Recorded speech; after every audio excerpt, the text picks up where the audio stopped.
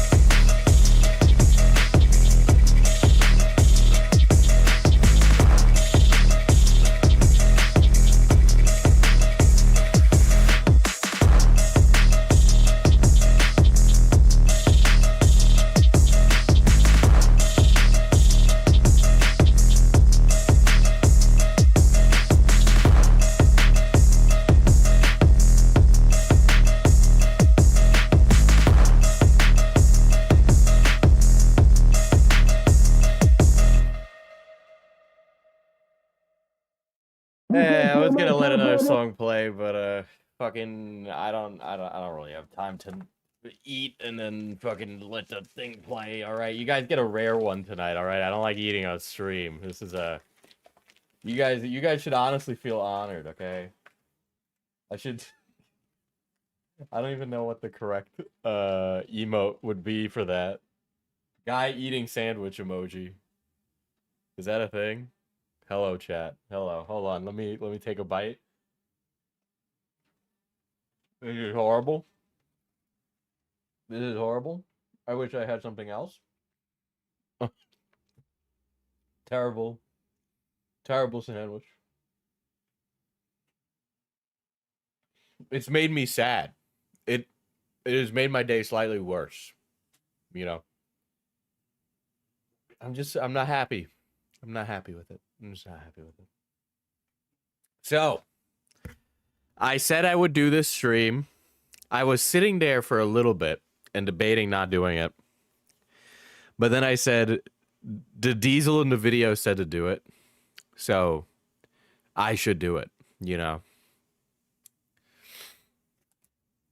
And so I did it. Because Video Diesel said to do it. So, for a little bit of a preamble today, you guys might have seen I've been posting a lot of slop content on this channel. That's intentional. I realize that I can make it scale, so I can make more content faster than my peers. All right. Mizkif and I share one thing in common, is that we're competitive. Growing the beard out? No, I've just been working so much I literally haven't had time to shave. I was going to shave, do YouTube work today, but then against my will, I had to go put together a porch and take out a bunch of garbage. So I went to go do that. And obliterated my whole day. And now, this is another stream where my washing machine is running.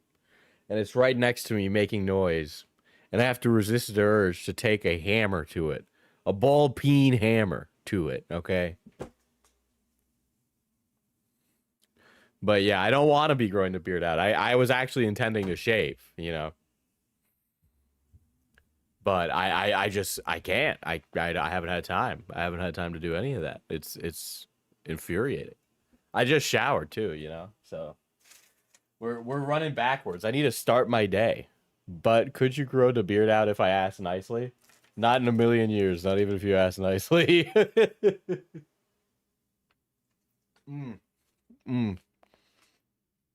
I'm up here mukbanging my shit.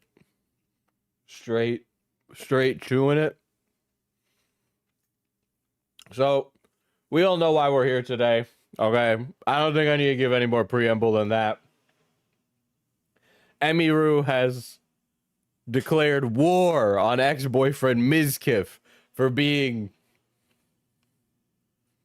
awful, right? We know exactly what it is. Okay, we know exactly what it is. I am probably not gonna get it all, do it all. What are we eating? It's a chicken Caesar wrap, but it's a little old and it's overly moist. So the texture is kind of soupy. So, you know, it's a hard 5, soft 6. It's not a fun time. I'll say that. But yeah, we all know why we're here. It's time for me to it's time for me to review a rape. It doesn't feel right to talk about that and then also do this. There's a very good chance I'm not getting to. Why does it smell so horrible in here? Hold on.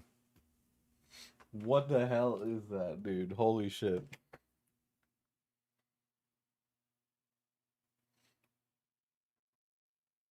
Oh my god.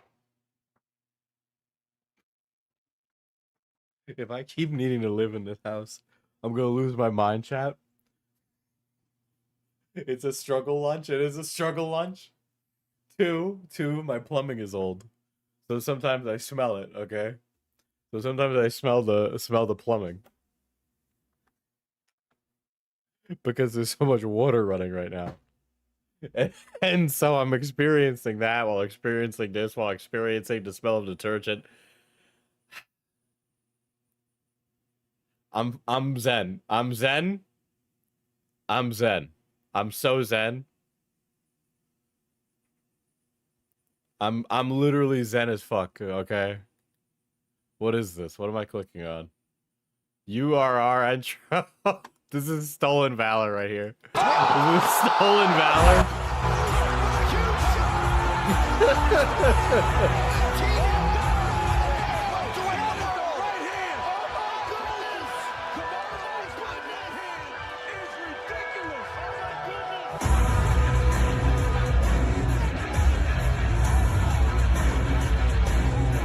At least it's not stinky poopy. That's the smell, though. The smell is stinky poopy. So, like, if somebody puts too much water down the sink at once, then it gets stinky poopy smell. So I always know when somebody's using other plumbing in the house because I end up getting the backsplash from it where I am, you know. It is one of the most infuriating things possible that you can like deal with because you don't know if today's the day that it all blows up and then you're gonna be in the fecal dimension, you know. Anyway, I'm gonna take another bite here, and then we're gonna get started. I know I'm approaching this with the energy of like someone who wants to die, but you know, give me a break. So, I mean, you guys can probably... Do you have a septic tank? Yes. It doesn't even matter if it's cleaned, by the way. If we pump it, that still happens. It's just that the pipes are that old. We need to replace the pipes. Probably tell, but today is not going to be a normal stream. Oh, for those of you that are like coming into this and you're somehow completely in the know, here's the gist of it. Mizkif was accused of many things by Emiru, and this is right off of the heels of Emiru being assaulted at TwitchCon. Mizkif, for those of you who don't know, is a Twitch streamer with a bit of a checkered past for various and numerous things, more than what I can even begin to talk about now without digressing beyond belief.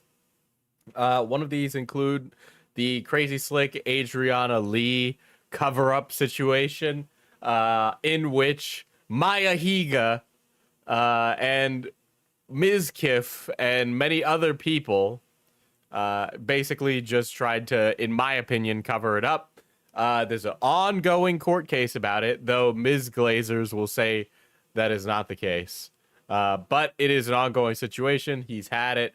OTK is a situation, or OTK as an organization, which is where this all happened, is basically mired in drama. More so than FaZe has been. I guess FaZe is like over now, but yeah, probably just about as much as FaZe, right? So there's that. Anyway, Emiru, for those of you unaware, is one of those like girl failure maxing streamers. She does like cosplay and is a woman on the internet. That's really it. I don't know, man. I'm not like a big fan of these things or these kind of streamers. I mean, I like a good funny VTuber every now and again, and I don't know. I think I'm not the target demographic. I think if I was like a lonely 16-year-old boy, this stuff would resonate with me more. But like, I'm like too busy to be like parasocial, dude. I don't know. I'm too busy for that. But yeah, Emiru is this lady, and she was in a relationship with Mizkif, who looks like.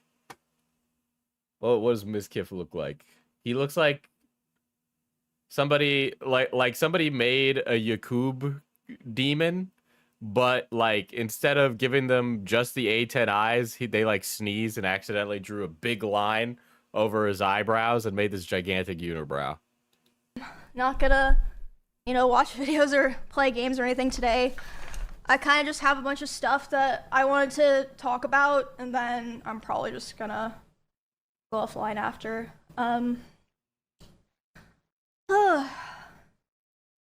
But yeah, it's I mean, you guys know, I've been streaming for 10 years. Last week was kind of the first time that I ever really like spoke about a topic or like something that happened to me. And honestly, I'm really glad that I did, and I'm proud that I did. And I feel like I have to see it to its conclusion, I like the idea that the only reason we're here talking about this is because this nutcase random went up and kissed Emiru in public in front of a bunch of strangers, dude. Like, literally, what a butterfly effect moment where none of this would have happened had that singular strange event not happened, all right? Talk about at the crossroads of history. If that makes sense. Not just for myself, but in a way, I kind of feel like a lot of people are involved, because it doesn't just affect me. So that's why, sorry about my voice. I'm very, very nervous in case you can't tell. But I knew that this stream had to be done today, so. What do we do, argue with you? So, we got poopy pipe smell. We got a running laundry. We got a subpar gas station chicken wrap. We got voluntold deck building. We got EP stream. Thank you. Boss, love you, bud. Thank you, Q. Go buy yourself a better dinner. That's too much bread to be giving me, brother. PLS right. Subway Surfers today. Sure. For a dono that big, I might as well. Yeah, I'm not gonna lie. It's been a very long day. I didn't want to stream, but I want to get into like some place where I can be more fiscally successful. And that requires actually putting into work, right? Like streamers and or creators are always like, I'm not making money, I'm struggling, I'm doing this, blah, blah, blah. No, bro. Sometimes you just gotta lock in and do it. All right? And that's why I'm doing it, even though I don't want to do it. Right? Anyway, sure, you get your Subway Surfers. It probably will help, honestly, so that's a good call.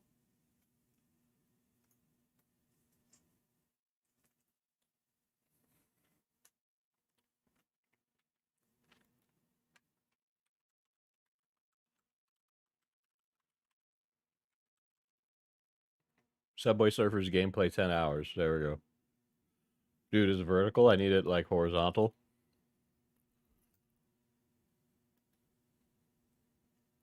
Yeah, that works. Here we go.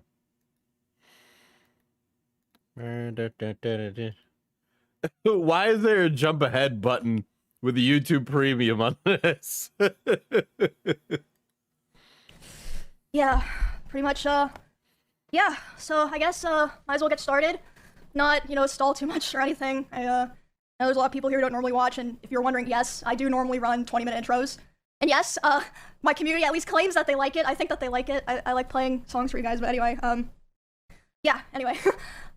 We don't like it? Okay, well, whatever. Anyway, I'm probably gonna stop reading chat now as well, but you guys are free to say whatever you want. I think one of the most, like, every time there's dramas like this and all of it happens with a live chat on the screen, there's something, look, man, I hate Black Mirror. I'm sorry for all the Black Mirror fans out there, but something is very, like, sci-fi dystopian / comedy about having like a running peanut gallery as you discuss like an essay allegation, right? Like there's just something really strangely so futuristic about having a bunch of strangers live comment as you discuss something horrible that happened to you. Obviously. Ooh, so yeah, like I said before, it's been a pretty crazy week, and a lot of things have happened since the last time that I streamed in relation to what I talked about last week, the whole TwitchCon incident. Some other things happened that kind of pushed me to talk about a lot of things that I want to talk about today. So as you can see, I wrote out my notes, and not only that, I have even more notes. So yeah, if it seems like I'm like reading a script or something, dude, it's because I wrote super detailed notes because I imagine the things those Kirby plushies have seen, guys. All right, imagine the whole punched walls they've seen. One of them might have even hit Mizkif, dude. One of those hard squishmallow theming plushies. wanted to make sure I didn't miss anything. So by the way, one of the weird things that I ended up hearing about this is that, like, in order to maintain their secret relationship that they had in secret, they installed like a doggy door between their rooms. So that is like I mean, at the point where you're doing structural alterations to the home you live in, I think you might have done a little bit too much to hide your relationship, all right? Like, there's so many layers to the doggy door thing that it's just beyond unreasonable. yeah. Okay. So, I think everyone knows about last week, the stuff that happened at TwitchCon. I was assaulted, and the guy was able to leave the venue, basically. Okay, so like intro, first thing that I want to talk about is I did see the Twitch tweet that I believe went out yesterday. I was literally in a Discord call with my friends, and they were like, "Did you see that Twitch apologized to you?" And I was like, "Wait, what?" So yeah, basically what I'm trying to say is they put out that tweet. I was never apologized to privately. This is really mean. But there's something about like a Quirk Chungus that really annoys me, chat, okay? I know I'm talking with my mouth full. I'm being a really bad guy right now. Why did they even hide their relationship if they're both streamers? Okay. Now that I finished eating, let me explain why. There's a few reasons. One is the business obligations associated with OTK and Emiru joining OTK while Miz was in a leadership position at it. That would have made Emiru an employee, which means that Mizkif would have been, there's laws for that stuff, okay? Two, despite Mizkif not liking any of the thirsting things that Emiru does, I think part of him also is intrinsically aware that that is how, like, you make your money on the internet, right? And so a lot of times when couples that are creators agree to that, they're doing it because they want to maintain the fantasy of the viewer having the possibility of hooking up with the streamer, which is imaginary and never going to happen. Though, hypothetically, if I went to a convention and you were bad enough, I would sleep with you. But, you got to shoot your shot.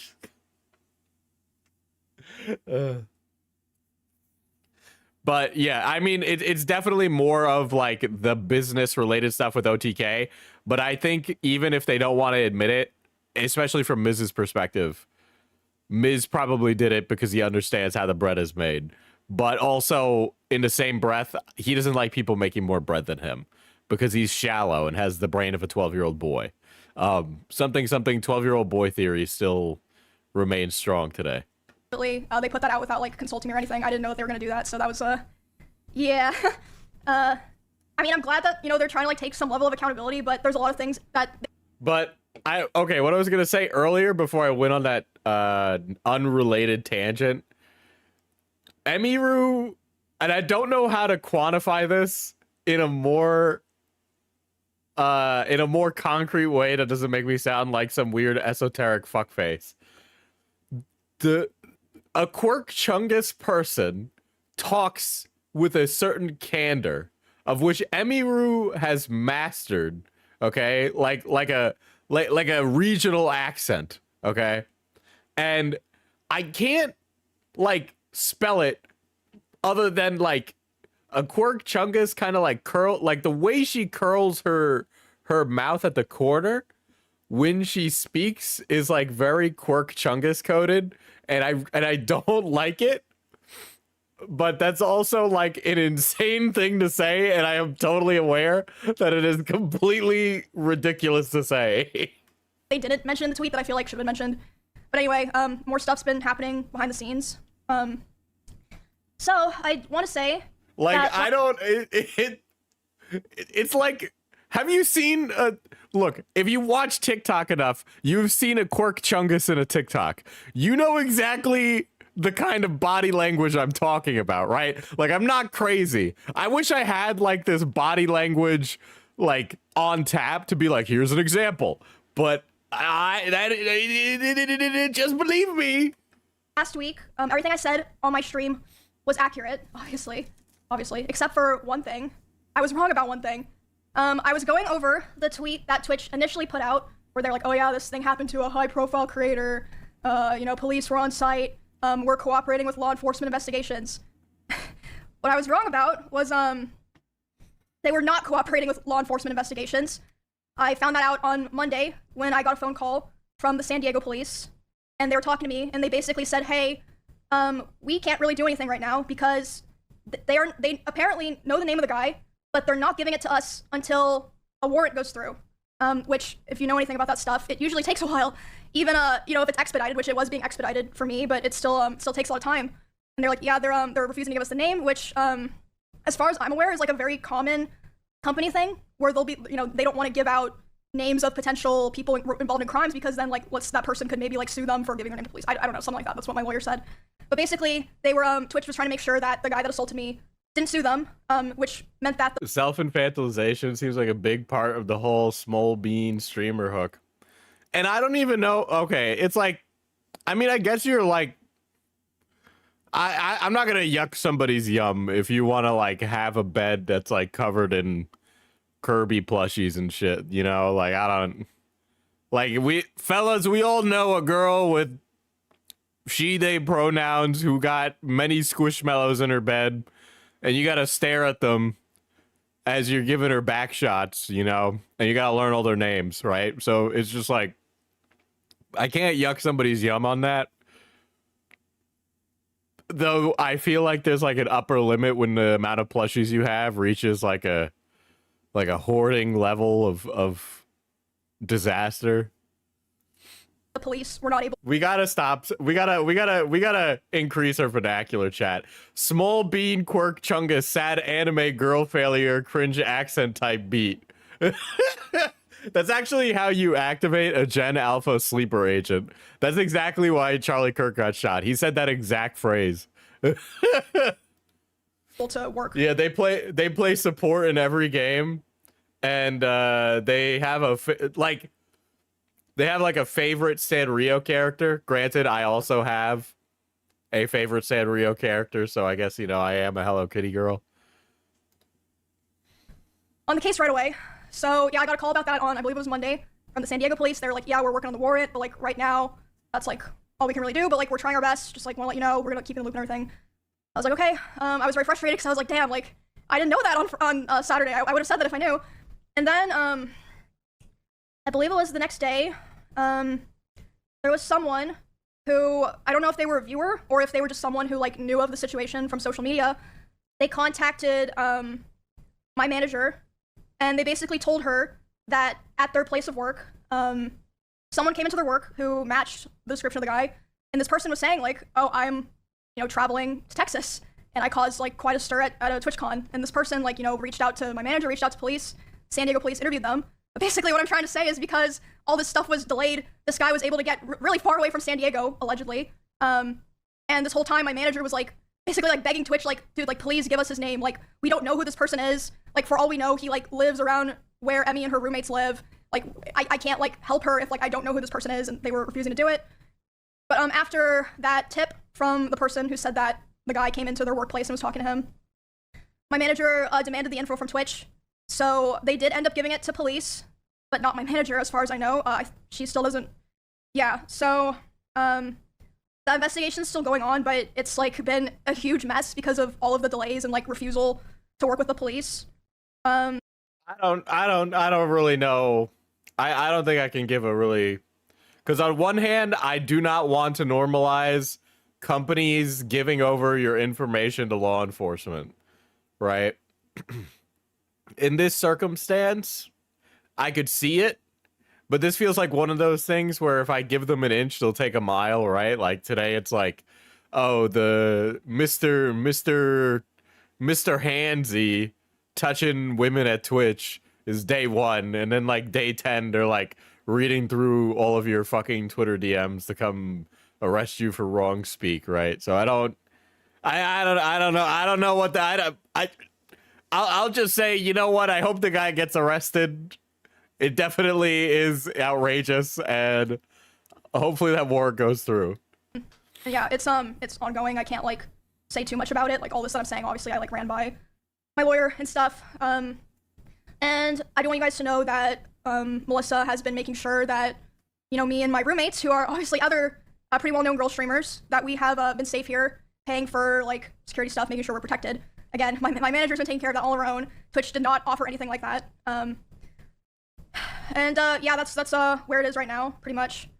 I can't say like too much about what, you know, me and my lawyer are doing, but my hope is really that there's some kind of like public resolutions that people who like have seen this and like know about everything that's happened can feel better about it. Because like I said, I don't feel like it's just about me. Like it could have been anyone that it happened to, like a small streamer who's not as lucky to have the resources or like, you know, the reach. Yeah, let's be real. If this happened to a small streamer, it would have been the talk of a day, and then nothing would have happened, right? The only reason that there's any recourse happening here whatsoever is because she is so big and has money to throw around if a police department doesn't act on it, right? Like if she was a smaller streamer, nobody would have done anything. That I have. So it's very scary and yeah, just very, very frustrating. It is a kill rug, yeah. And yeah, I don't know where that's gonna go. I'm sure that, you know, they're probably, I would speculate, not very happy with me for talking about all this, but I feel like it's not fair to keep it hidden from all the people who literally had to witness it because of Twitter and Reddit and all these things. I mean, Every time a Twitch streamer talks about Twitch, by the way, they always sound like they're in an abusive relationship. Like Twitch sounds like the worst partner ever, dude. Like, again, I do have complaints about YouTube, but for me, a lot of my issues have been pretty ironed out. Like, obviously the copyright system still sucks, but 9 times out of 10, if you appeal it, you're good. It's just like a small inconvenience, but yeah. Complaining about that, obviously, you guys know I was super grateful that the guy posted it, got, you know, spread around so that I didn't have to figure out how to talk about it myself, but yeah, I'm just, it's a lot. It's been really heavy this week, but obviously I've been getting a lot of support from my friends and other streamers, and obviously my manager, other people that I work Twitch with, is their my pimp. employees and stuff. Yeah, Twitch just offers such a... the cloud capital is the only reason you stay on Twitch. Like, that's really it. But yeah, I don't want to just let this be a thing that I think that they're hoping it just blows over and gets like swept under the rug. I'm not gonna, you know, go live every stream and complain about like, oh, you know, I got done dirty. I'm not gonna do that, but I'm gonna try to the best of my ability, keep you guys updated until there's like some kind of resolution, you know, so. Yeah, pretty, Not that I would recommend going to like Kick or Rumble or either of those. And I think YouTube still lacks a lot of the community infrastructure that Twitch has. They should just honestly take a lot of it and add it to YouTube. Like, I would really like to have bits, or not bits, channel points. Channel points would be really helpful. I would really like to do that. pretty heavy, intense stuff. Well, Diesel, you had to understand that when a lot of these big streamers leave Twitch, they fall off hard, and they will want that. Yeah, that's yeah, I know. Yeah, it's been. Sorry, I'm just looping myself now, but yeah, I would hate audience if, like, transfer is hard the other way too. Like, it was not easy to get you guys on this channel for streaming from my old channel. And then on top of that, it was double not easy to get you to move from YouTube to Twitch. Like, it was just easier to get you to move from one channel to another than it was to get viewers on Twitch. Like, that's just how it is. Just went away and people were like, oh, what happened? You know, I don't know. You know, am I gonna go to TwitchCon next year? And, you know, like if something happens to me, it's gonna, you know, they're gonna try to hide it, basically. Yeah. So, there's that. Give me a second. I have some more stuff I want to talk about, but I'm trying to not, rush myself, because I'm trying my best to, like, you know, stay composed to the best of my ability, so that I can get to the information across accurately. Yeah, thank you guys. Thank you for, you know, support and stuff. Like, honestly, it's been shocking to me, because, I don't know. I guess, like, whenever things happen, I always just kind of expect the bare minimum outcome, if that makes sense. So, yeah, I've just been very... Okay. All right. Hear me out with my Quirk Chungus body language stuff right now, okay? bare minimum outcome, if that makes sense. So, See the way she moves her mouth? She moves her mouth like those weird TikToks where they're dancing to FNAF Living Tombstone music. Okay? She moves like she's in a TikTok from the Living Tombstone music. You know, I am not crazy. All right? It just, something about it feels very strange. The body language is odd in my mind. Yeah, I've just been very, very thankful. Very thankful and, very grateful. And, I hope that, you know, whatever comes out of this makes other people feel better. But regardless, like I said, I'm done with, going to TwitchCon. Probably done entirely with, convention streams. I feel like it's just time, you know. And, I think that's probably true for a lot of streamers. The climate has, you know, really changed. I've been on Twitch for 10 years, like, you know, I keep fucking repeating myself recently. And yeah, it's changed a lot, gone pretty big. And I think that's just, you know, the reality that you have to accept. But, you know, maybe it's not a bad thing. You might be crazy on this specific point. I'm not crazy. I'm not crazy. I'm right. I refuse to be... My needle will not move here. Because, you know, can go back to rotting playing games in your room. It's not so bad, right? Retirement? No. Not retirement. Definitely not. Because I'm the kind of person, I'll never give up. You're not gonna make me give up. So, yeah. Oh. Fortunately, I'm not done yet. Like I said. But just give me a bit. I'm not crazy, screams the old man about a woman's body language. Was worried you're gonna quit? No. And I don't think I'm gonna go to any other— It's not even an indictment of her character. It's just like a thing I feel that happens amongst people of Gen Z and younger. And it's like almost like you're like, it's like play mimicking body language, right? So you know when like an autistic person learns how to like mask, right? And then they learn how to recognize cues via other means. This is like somebody like learning body language, but like they spent so much time learning body language via social media that their like repetitive interpretation of body language is completely false to how people operate within like reality. platforms, because I mean, first of all, where would I go? And second of all, I really think that, you know, this is something that was just retirement. She has no idea how to work a job. Q, in her defense, she has probably made so much money that she could definitely retire. Also, though, we all know how streamers like to spend big. I would not be surprised. I mean, this is just me, you know, being optimistic, but I feel like it was just a case of like, you know, we didn't realize that these things could happen. It's because you're old, 27,000 years. That's crazy. Is this what I get for saying I'm old on stream a bunch of times? You guys are like geriatric slandering me, dude.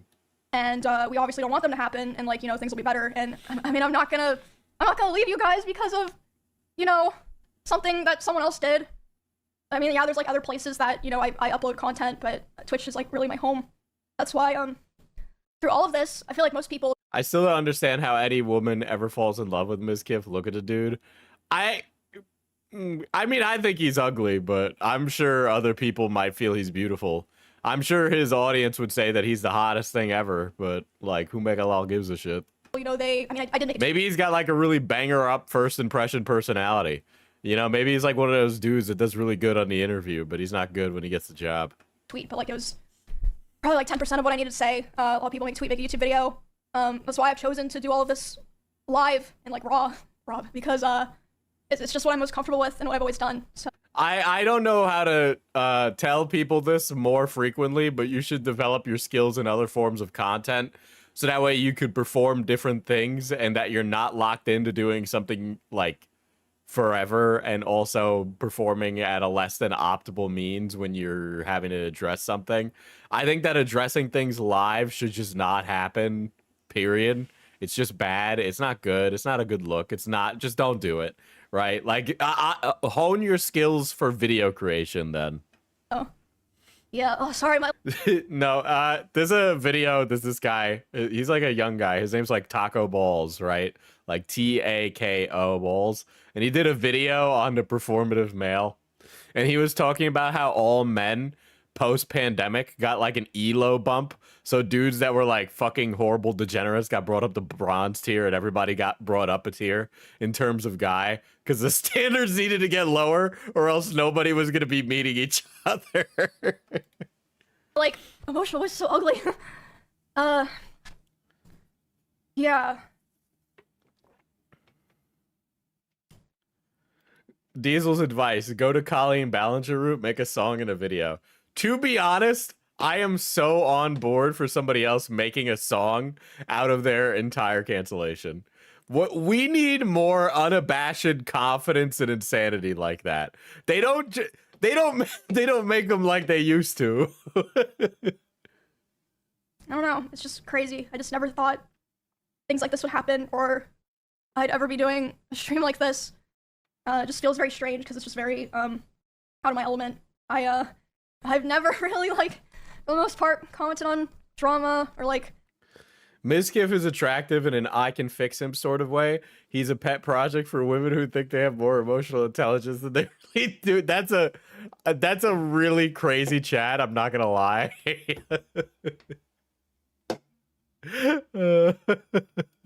Self-inserted in situations, but I guess in this situation I'm kind of like stuck in the middle of.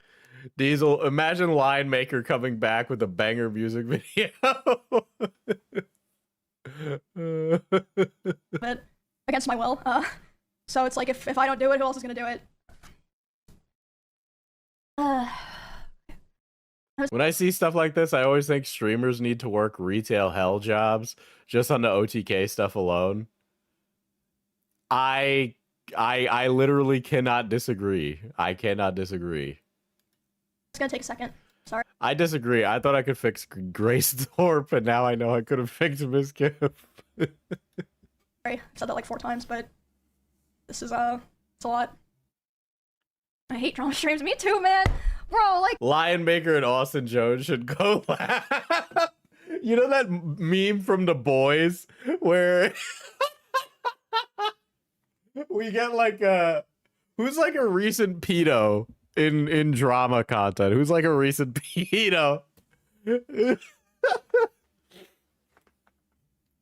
Either way, recent pedophile YouTuber. Oh, there was a YouTuber called Mr. Crafty Pants, right? And he had like CP on his computer. I read this on a Dexerto article.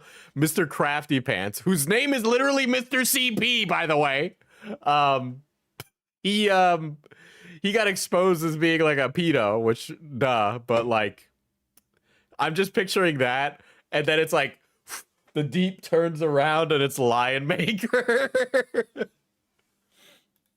I could have come home. I could have worked on beating Cinna and Clint's fucking Megabonk scores. Now look what I have to do.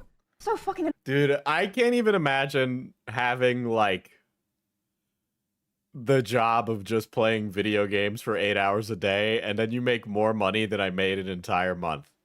You know, like, that's just so astounding to me. Even with drama, right? I don't know how, if you're a drama streamer and you play video games, I can guarantee you that you're not fucking paying attention to what's going on.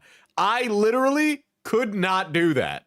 All right. I could not do that. I would not be able to focus. I would not be able to give good critique or commentary on it if I wasn't locked in on performing and had all my attention and faculties focused on performing as a streamer. I don't know how you would do that, period. Right? But I just find it so astounding that you could just play a video game, walk away, then make that much money, right? When I think of streaming, it's a much more active job, but I know the difference between actively streaming versus passively streaming. Like, if I was asleep at the wheel right now, I might be playing, like, Minecraft and, like, not paying attention. I don't get tired from those streams. But on a stream like this, where I'm, like, already not in the mood, and I know I gotta perform, and I know people are coming because they're like, oh, I had a fucking work day. I want to see what Diesel has to say about the latest Club Shido shit, right? So I know I need to lock in, and I know I need to say stuff. But, like, Emiru could just show up, fucking sleepily play Megabog for 4 hours, and make, like, fucking $1,000. Annoying, I had to cancel my plans. Which reminds me, You'd make bank if you did the green screen shorts meta. What the fuck is the green screen shorts meta? Like, I put a green screen behind myself? I don't think there's gonna be a Halloween stream this year. I don't think that's, No, really? realistic with, kind of the vibes of things right now. Greg said he wanted to derail me. Why do you want to derail me?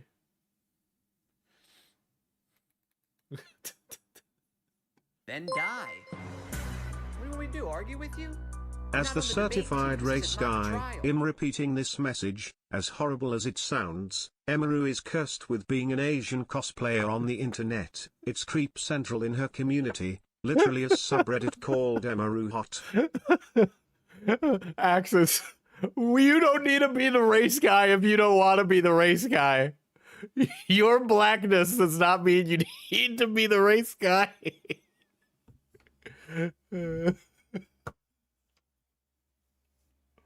Yeah. I would not want to be a vaguely Asian woman that likes nerdy things in the year of 2025 of our Lord and Savior, dude. Okay. Certified race guy is crazy.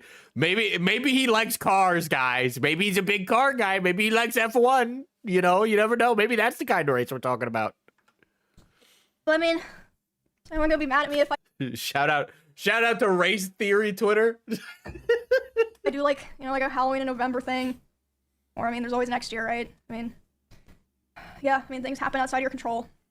So, yeah. It's just crazy, but I mean, thank you guys for listening to me talk and complain. This is the preamble. Like, I know where this is going, and I'm just kind of waiting for the other shoe to drop, you know? Yeah, I appreciate it. All right. So the laundry stopped. So I'm gonna get out ahead of this problem, and I'm gonna quickly. Here, do you guys want Subway Surfers on the screen while I go handle the While I go handle what I need to handle? There you go. I'll be right back. All right. But I'll be right back. Just give me like 2 shakes of a lamb's tail. Okay.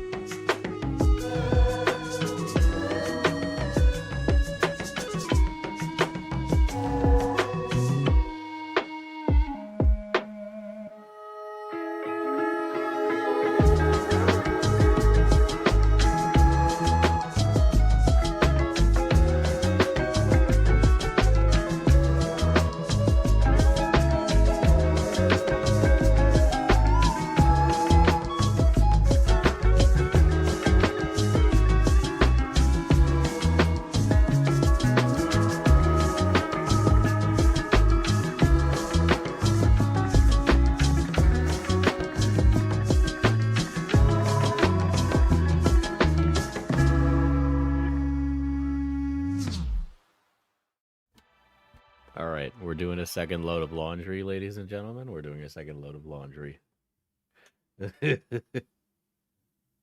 Not only are we doing a second load of, you know what always gets my goat about the laundry situation, the laundry drama, if you will, is that like the parties presently using such devices are presently here the whole day, so they could have used it at any other hour of the day, but chose specifically to do it now at the most inopportune time. You know? A second load of laundry has hit Diesel's washer. A second load of laundry has hit the stream.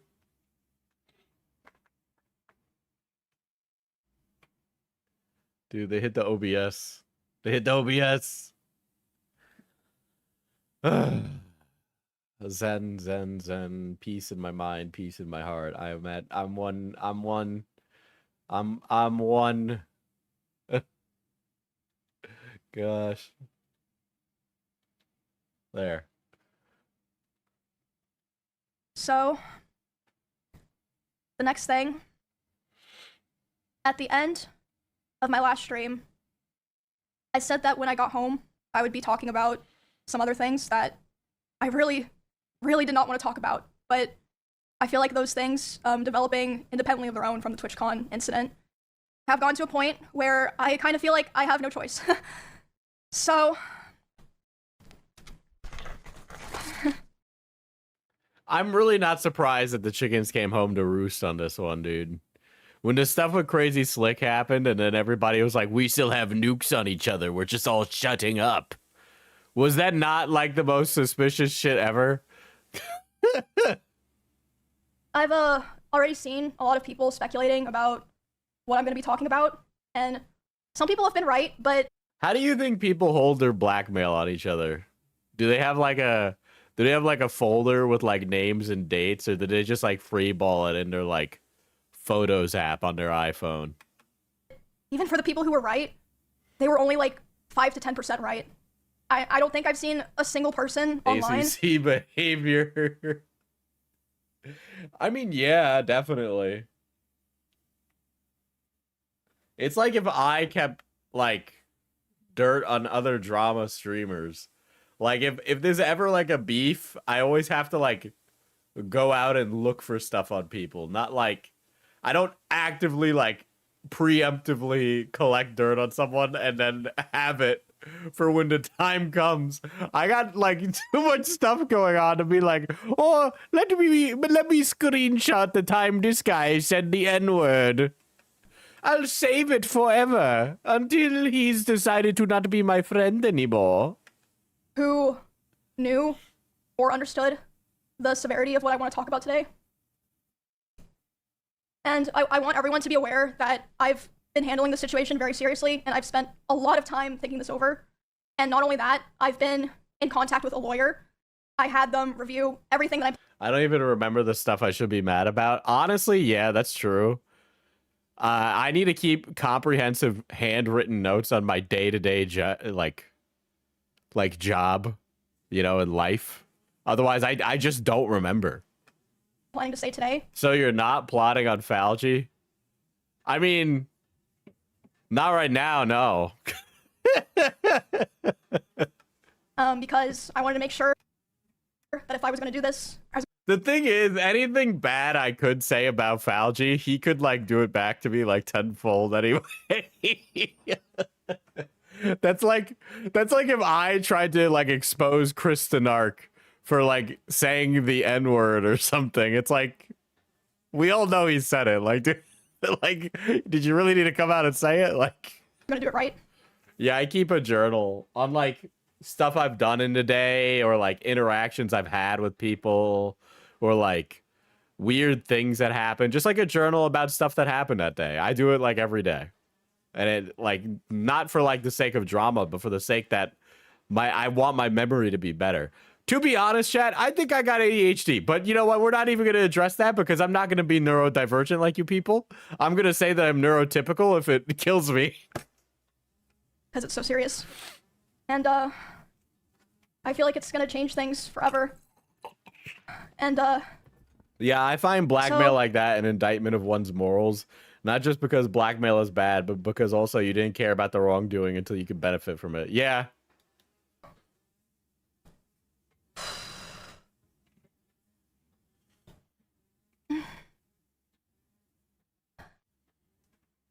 today, I'm finally going to be opening up about and telling everyone. Sorry, I swear I'm not trying to like make this dramatic or something. Diesel, just keep post-its on your fridge, coffee maker, toilet seat, etc. What? You're like referencing a movie that I don't remember right now. Not the butterfly effect. What's that other movie? There's a movie of this. Like I said, I really wish I were not feeling like I had to do. Don't get tested for ADHD as an adult, or they'll diagnose you with autism. Ask me how I know. Guy who is clearly autistic.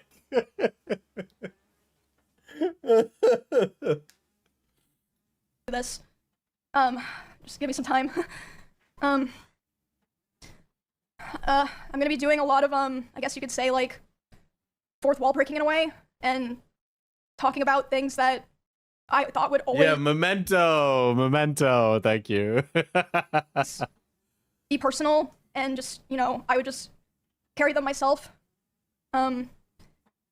Today, I'm finally gonna be opening up about the psychological and domestic abuse, stalking and harassment, sexual assault, and threats of blackmail that Mizkif has done towards me, and some of these issues which are still ongoing. For the entirety of this year, I've attempted to separate myself from him and not talk about him at all, and not talk about this issue, and just not make it a public thing. I always tried my best to keep this to myself, but like I said, I feel like it's gone to the point, which I'll explain later, that I feel like it just has to be done. And I have always believed in not condemning people or starting drama online. So I'm sure a lot of people are going to be asking, why am I doing this and why now?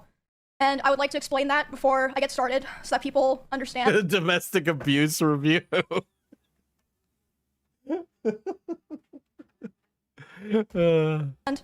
What prompted me to do this today, and that it's not just on a whim or something like that.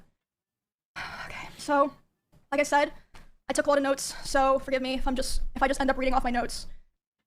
The first and probably most severe reason is that one of the rules that I set for myself a long time ago about withholding this information was that if I ever felt like somebody else was in danger or being hurt, I would then make myself speak about it. And 2 weeks ago, actually 3 weeks ago now, I was informed by 3 separate people, one of whom was present for said incident, that he had done something similar to something that he had done to me, and someone in LA at the end of September. And this person is not a streamer. Who cares what Emiru says? Way more important is what is Taylor Lorenz's opinion on the matter. Guys, how will this affect Tipster's legacy? How will this affect Tipster's legacy? That is the question, you know? One thing I will say about Fauci is he took this too seriously, IMO. This is content. None of us actually know or care about any of these people. I mean, that's true, but if you have like... I mean, I'm not dogging on you, Axis, right? But like I have enough emotional intelligence to like resonate and sympathize with the situation at hand. I'm not like a cold-hearted, callous freak who like just licks my lips being like, this guy is so cooked. Part of me is, right? But I also admit that there's like clear like damage done here, and that it's going to be hard for a lot of people to pick up the pieces of it, right? So I obviously revel in the downfall of Mizkif, but in the same breath, like I do sympathize with the situation at hand, you know? Or a content creator, but obviously that does not matter. And because of this, I cannot in good conscience sit here. Yeah, I definitely feel bad for this girl, but I think of all the people in similar situations who don't have her advantages, people who don't have a shot at better. Yeah, that's true. You know, it's like I think it's like fine to like use this as content and talk about it, right? Like I understand and I get where Emiru is coming from, but I also have known and have, you know, loved and been with people and had people I care about in my life who have been in similar situations or worse, but they couldn't do anything about it because they didn't have the fiscal independence or ability to remove themselves from those situations, right? So it's like I can feel bad for her, but we could also admit, like, well, she is definitely an outlier case in all these things. But that's drama content anyway. Like, a lot of the people you see are either fabulously wealthy and or famous, or doubly so. I should say that most YouTubers are famous, not rich. But you know, I can still sympathize, even though the circumstances are different, and that she has the ability to speak out on it and have actionable change occur. Knowing that I know critical information about someone that almost no one else does and not say anything. I think that most issues and dramas should stay private and off the internet. And I still hold that belief to this day, and I will hold that belief going forward. However, there are certain things that cross the line, and I say that the line has been crossed too many times to be count. There's a point where I believe that people deserve to know. I think that at a certain point, if you know a lot of things about someone and you don't say anything to look out for others, it's wrong. It's wrong to keep it to yourself. I don't want what happened to me or what has happened to other people because of him to happen to other people. And I don't believe he will ever stop behaving the way he does. But regardless... I do believe that's true. I think a lot... So a lot of what Emiru says about Mizkif almost feels like it's a reconfirmation of his content of character. So since a lot of it just kind of reaffirms my personal feelings on how Mizkif acted during the Crazy Slick situation, I am inclined to believe Emiru's statements and story on the matter. Yeah, like I said, one of the main reasons... So what made her come forward about Mizkif? So the events at TwitchCon played a role. I don't even think she really says it, but it kind of sounds like Mizkif might have been barking up a tree for some action, you know? I decided to do the stream is to come out about all of this because I can't hold on. It also, I think it's very telling that Mizkif shot his shot in responding to this. And so far since that time, we've just seen more and more people basically rip Miz apart, right? Even OTK came out and sided with Emiru on this situation. To it any longer because it feels... He's trash. Knew this back in the Gamba BS. Dude, I don't know how he got off with so much of that stuff, dude. It is actually astounding how he got away from that. Wrong to do so. And an honorable mention reason for why I'm doing this is that for a while, he has been indirectly threatening me through my friends and people that I work with. They've informed me that he said that if I ever talked about anything he did, he would try to create a smear campaign against me in retaliation. I was told that he... I 100% believe that to be true, too. I do believe that. I 100% believe that to be true. It fits with his content of character. It fits with a lot of the prior actions that happened with the Crazy Slick stuff. It is a piece and function of his ongoing court case with Adriana Lee. A lot of people that are even shitty don't fuck with him, so... He even approached other streamers who were close with us back when we lived together, asking them if they would join with him, and they all refused. At TwitchCon, he approached one of my employees, threatening them, and saying if I ever talked about him, he would... I think the only realistic win here is if Mizkif is the next internet clown. I think we're going to see Mizkif do a right-wing grift. That would be so funny, would that not? A new Sneeko has entered. Oh, he couldn't even do that, dude. Sneeko was making fun of Mizkif on stream. Sneeko, guys, was making fun of Mizkif. It's Jover. Destroy me. Multiple people have told me that his plan was to claim that I kill animals, and that I killed my own rabbits, since I had several of my rabbits pass away over the course of 3 years while I lived with him. I'm sure he's probably... Yeah, so I have some mods on the team that are like animal doctors, and every time like some conversation about pets come up, the animal doctor related mods that are on the team have like such a wildly different take. It is definitely it's poured some ice, like ice water on the boiling water that is those kind of things, right? Now, obviously, animal neglect is bad, and I'm not saying it's not bad, right? But it's like a lot of the stuff with the shock collar on the dog, where it's kind of like their take on it as professionals is just like, well, it's his property. They're kind of his property, and that's a way that people work with dogs, you know?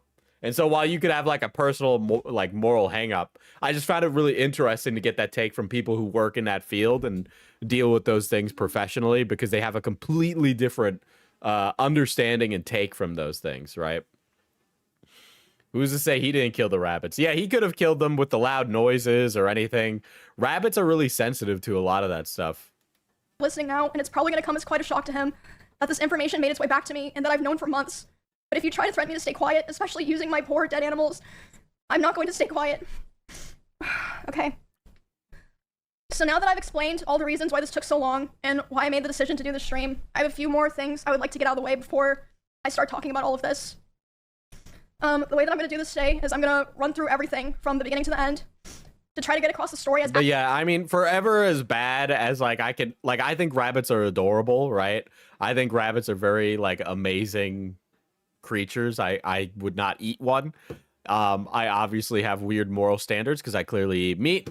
But like I feel for that, and it makes me sad to hear it, right? But you know, it's not like if we're like scaling, if we're power scaling the situation, I can't even begin to get like upset about the rabbits when we talk about like, you know, humans. It's like I care about those creatures, but what we're talking about is a situation between people, and ultimately the things related to those animals are not even comparable to the things that deal with people, right? And if I were to get like really hung up and stuck on the animal component of it, then I would be missing the forest for the trees in the situation. It would almost be a deflection, right? Because you can be like a bad pet owner or like struggle to raise a pet, and that could be negligent and it could be bad, but it doesn't necessarily mean that you're an awful person. There are a lot of people who just can't handle those things for various means, right? And it's why like different modes of like treating people or like dealing with things are done differently, right? You don't give everybody a therapy dog, for example. Accurately and Yeah, fully rabbits are so high maintenance. I have heard that. as I can. And hold on. Hold on. Horses are the same. Horses are insane, dude. The upkeep with horses is crazy. I had like a situationship with like a girl in college, and her family had show horses, and because I was bitch whipped, went to go help maintain the horses prior to a horse show. All right, and the amount of bullshit associated with those horses is insane. So, I'm going to be showing a few screenshots validating what I'm saying. I have more things, but this is what I felt comfortable using today.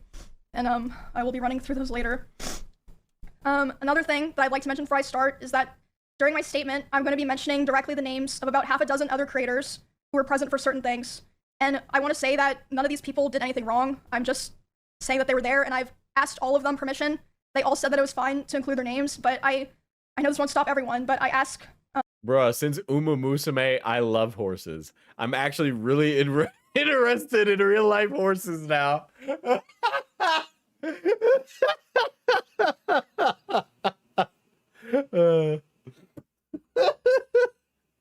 I don't even know how to unpack that one. People, for the streamers that I mentioned, please don't go bothering them or asking them for more information. If there's something else that they want to say, they'll say it themselves, so there's no point to go pester them and bother them about it. Shit. There are also streamers who gave me permission to share things that they relate to me privately, but asked me to redact their names, which I, of course, did. And the last thing that I want to make clear That's like Italia and history majors.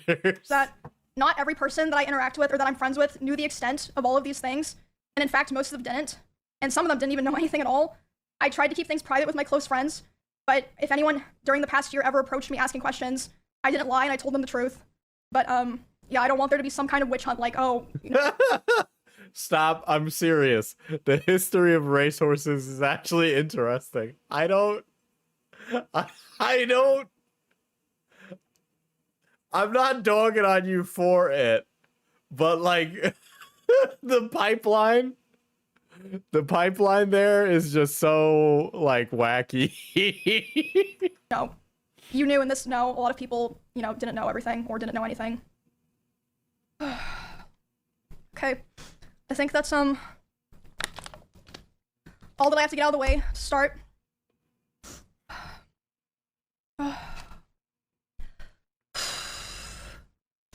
So, this is public information. I initially moved in. Sorry. I'm still sick, like I said.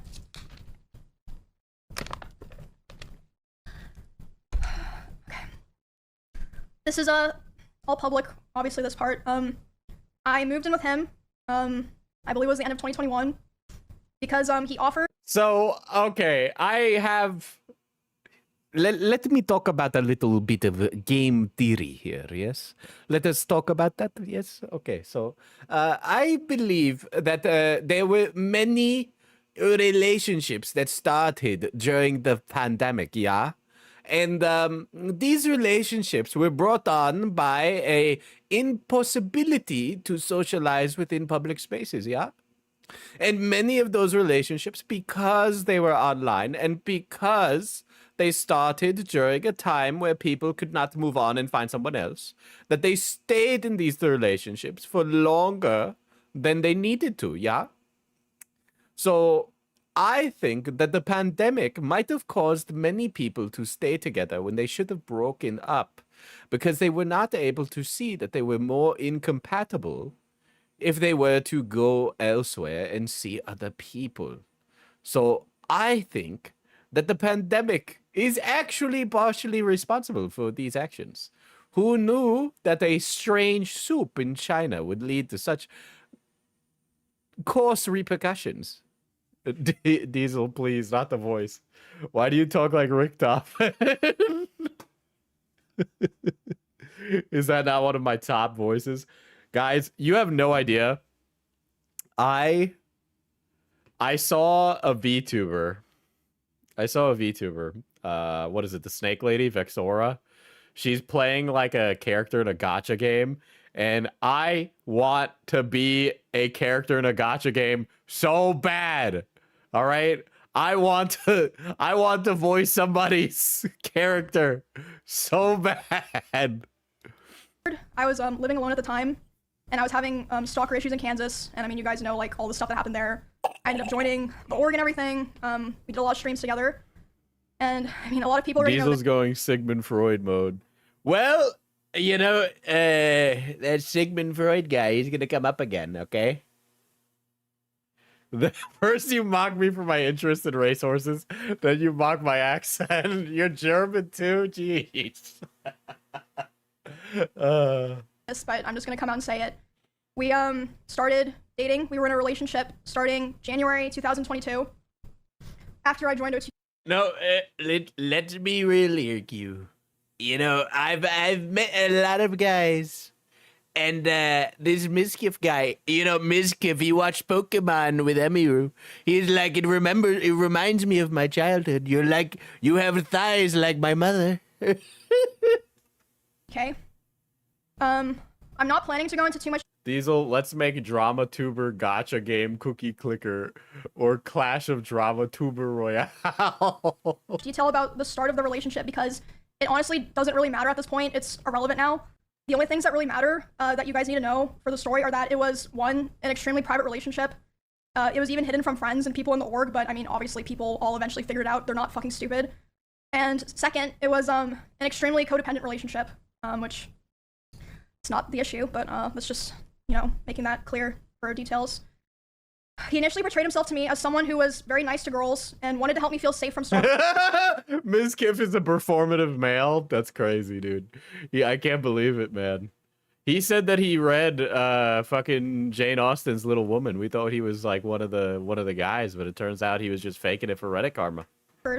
And wanted me to succeed as a teammate, and we grew very close over time, and I mean, the voice acting scene has moved towards social media popularity, so you may actually have a chance. You know, yeah, you do have a point. You do have a point. I was very dependent on him for feelings of safety, social life, like my stream. I need to get some reps in. I need to find a place to get casted in a project. If you're ever on social media and you see like, oh, we're looking for male VAs, I would love to know about it. My job, everything. So yeah, besides it being a very codependent relationship, the start of it was fine. I saw a lot of people mentioning this. They thought this was what I was going to talk about. It's not a secret. I think everyone who paid attention knew that he was very controlling over what I wore, to a degree, who I was friends with, and even when I would stream. So when it was definitely slow over time that bad things started happening. At the start, it would be things like, for example, he would throw bottles like. If I hear your voice in one of my Gunnar Otome games, I quit gaming for good. Plastic bottles with liquid in it, not like glass bottles, at me, despite me. You could try boyfriend ASMR to get your foot in the door. I know what you people want.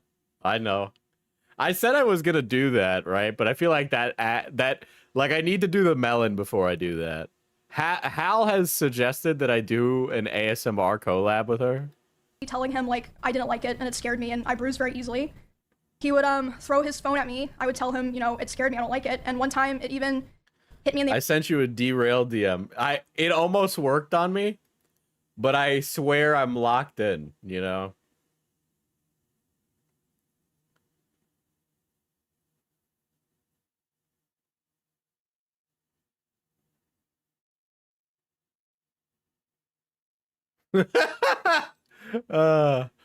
I want to be distracted, but he's not on my list today, you know. Eye, which caused me to get a black eye, but he always. Hold on, let me go back. I bruise very easily.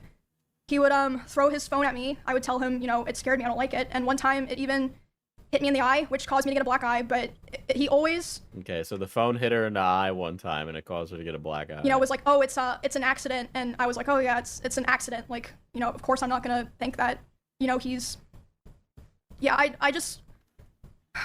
At the time, I just kind of was, you know, I just brushed it off, and looking back now, I feel like that was kind of the start of him testing my boundaries, if that makes sense.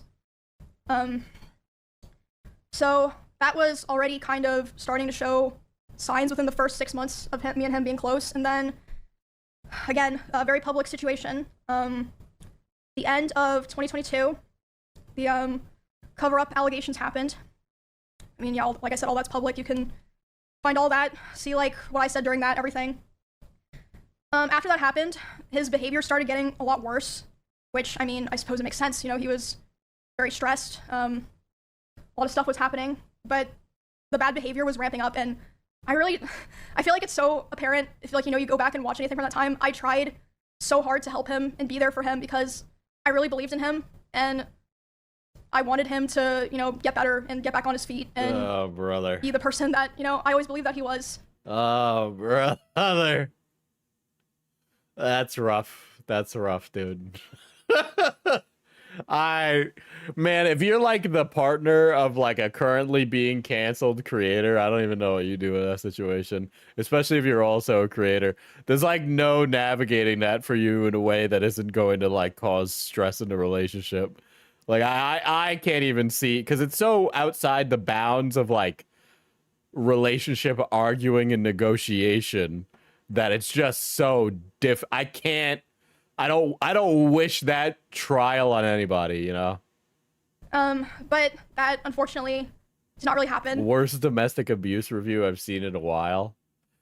Well, you know what? I think this Mizkif guy, he would have done better if he had not missed when he threw that phone the second time. You know, they can't talk out about you if you knock them unconscious. For a long time, I think about a year and a half from when that all happened, it was kind of like I can't believe it. I can't believe she gave up so quickly on fixing him. I thought you were Quirk Chungus to his Reddit mod, but it turns out you weren't.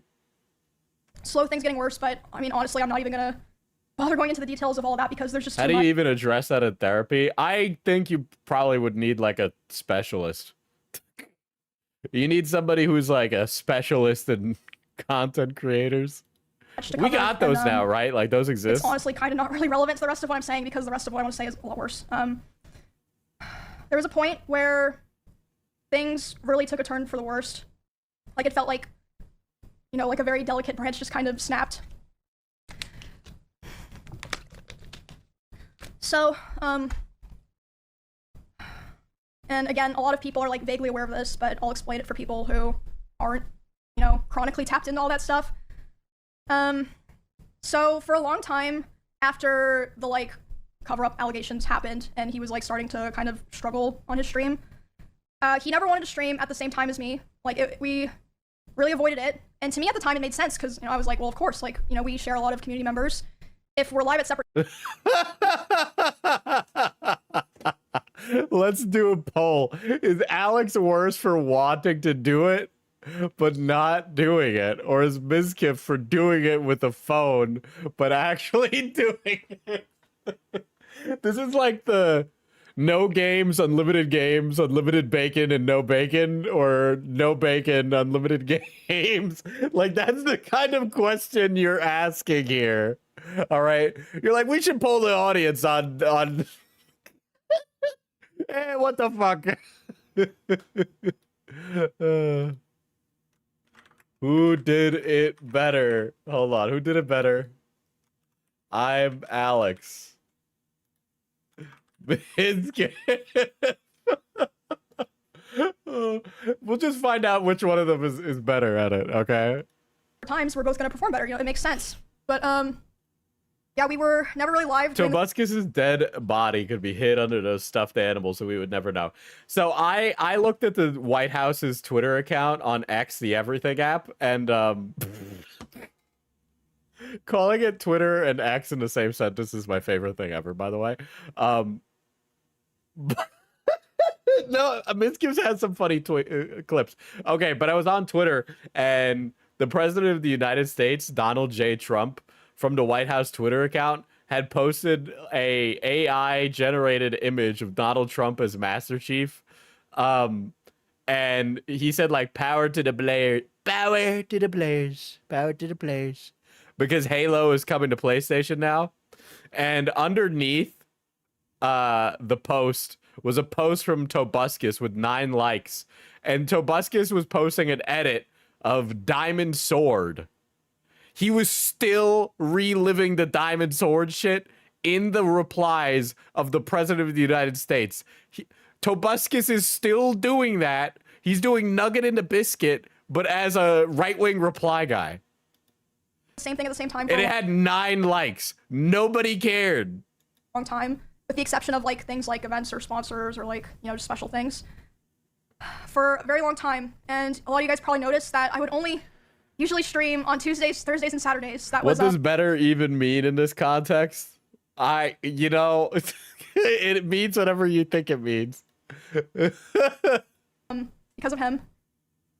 And now I stream whenever I want, but the first time that we ever streamed at the same time was for the 2024 Rust Kingdoms event on Twitch.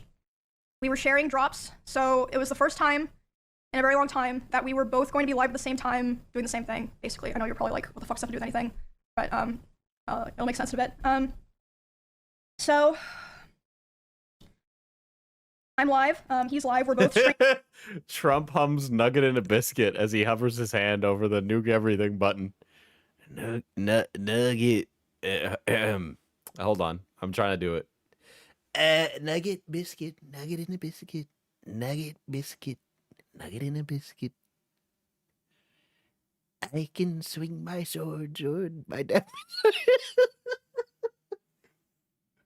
Streaming, and like I said, you can go find all of this. This is I'm not playing domestic abuse power scaling. Well, like, you know, one chatter was like, Fauci was too soy about it, so I'm trying to give you a nice, you know, alternative viewpoint.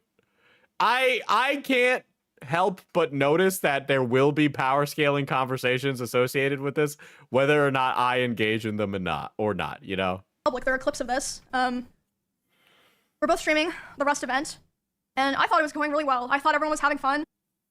I was like, oh, this is great. Everyone's, you know, doing the same thing at the same time. We're all hanging out. You know, we're gonna have fun. Like, I was really, really excited.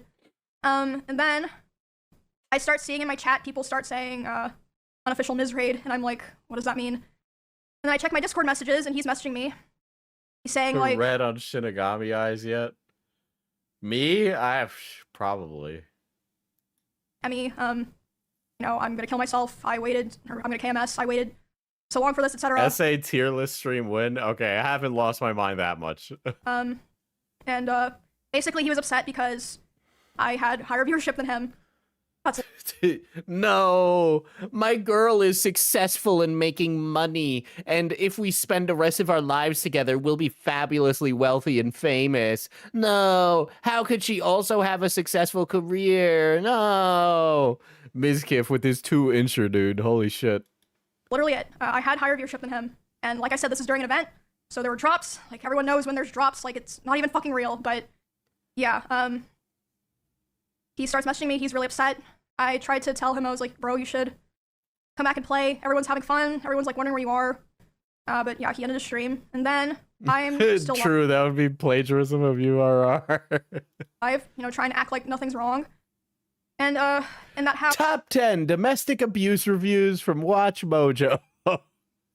I had a glass door, so I could like see this was happening. He was walking behind me, making sure that I knew he was there. And by the way, so there were many ways out of that house if he wanted to leave the house that were closer to his stream room. He intentionally chose the door that was right by my room. I feel like that's pretty apparent, at least to me. He starts walking behind my stream and slamming the door so loud that my noise gate can pick it up, so even people on my stream are able to hear this is happening. And he slams it so hard and so many times that the front door literally broke. The lock did not work anymore. It didn't work for months. And Dude, imagine crashing out and being like a little cringe baby man because somebody else has more viewers than you on Twitch.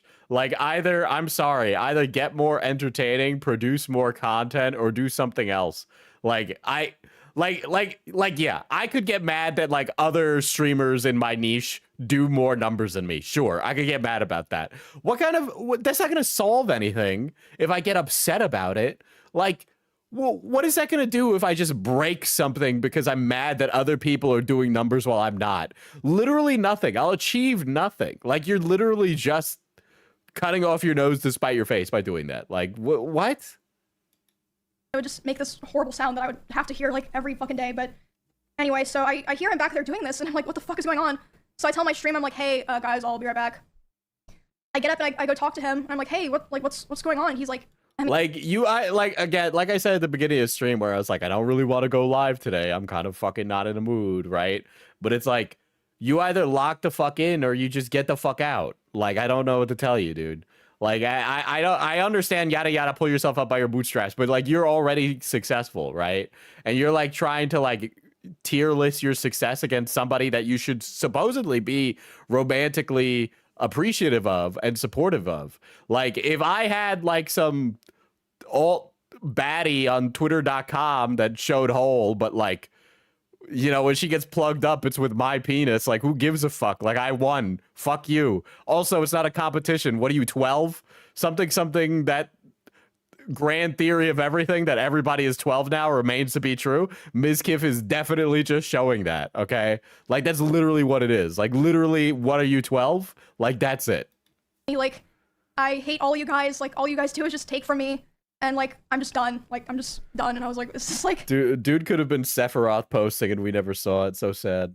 Really happening because of rush drops. And he was like, I don't know what else to do. He was like going off on me, like basically saying that he hated me.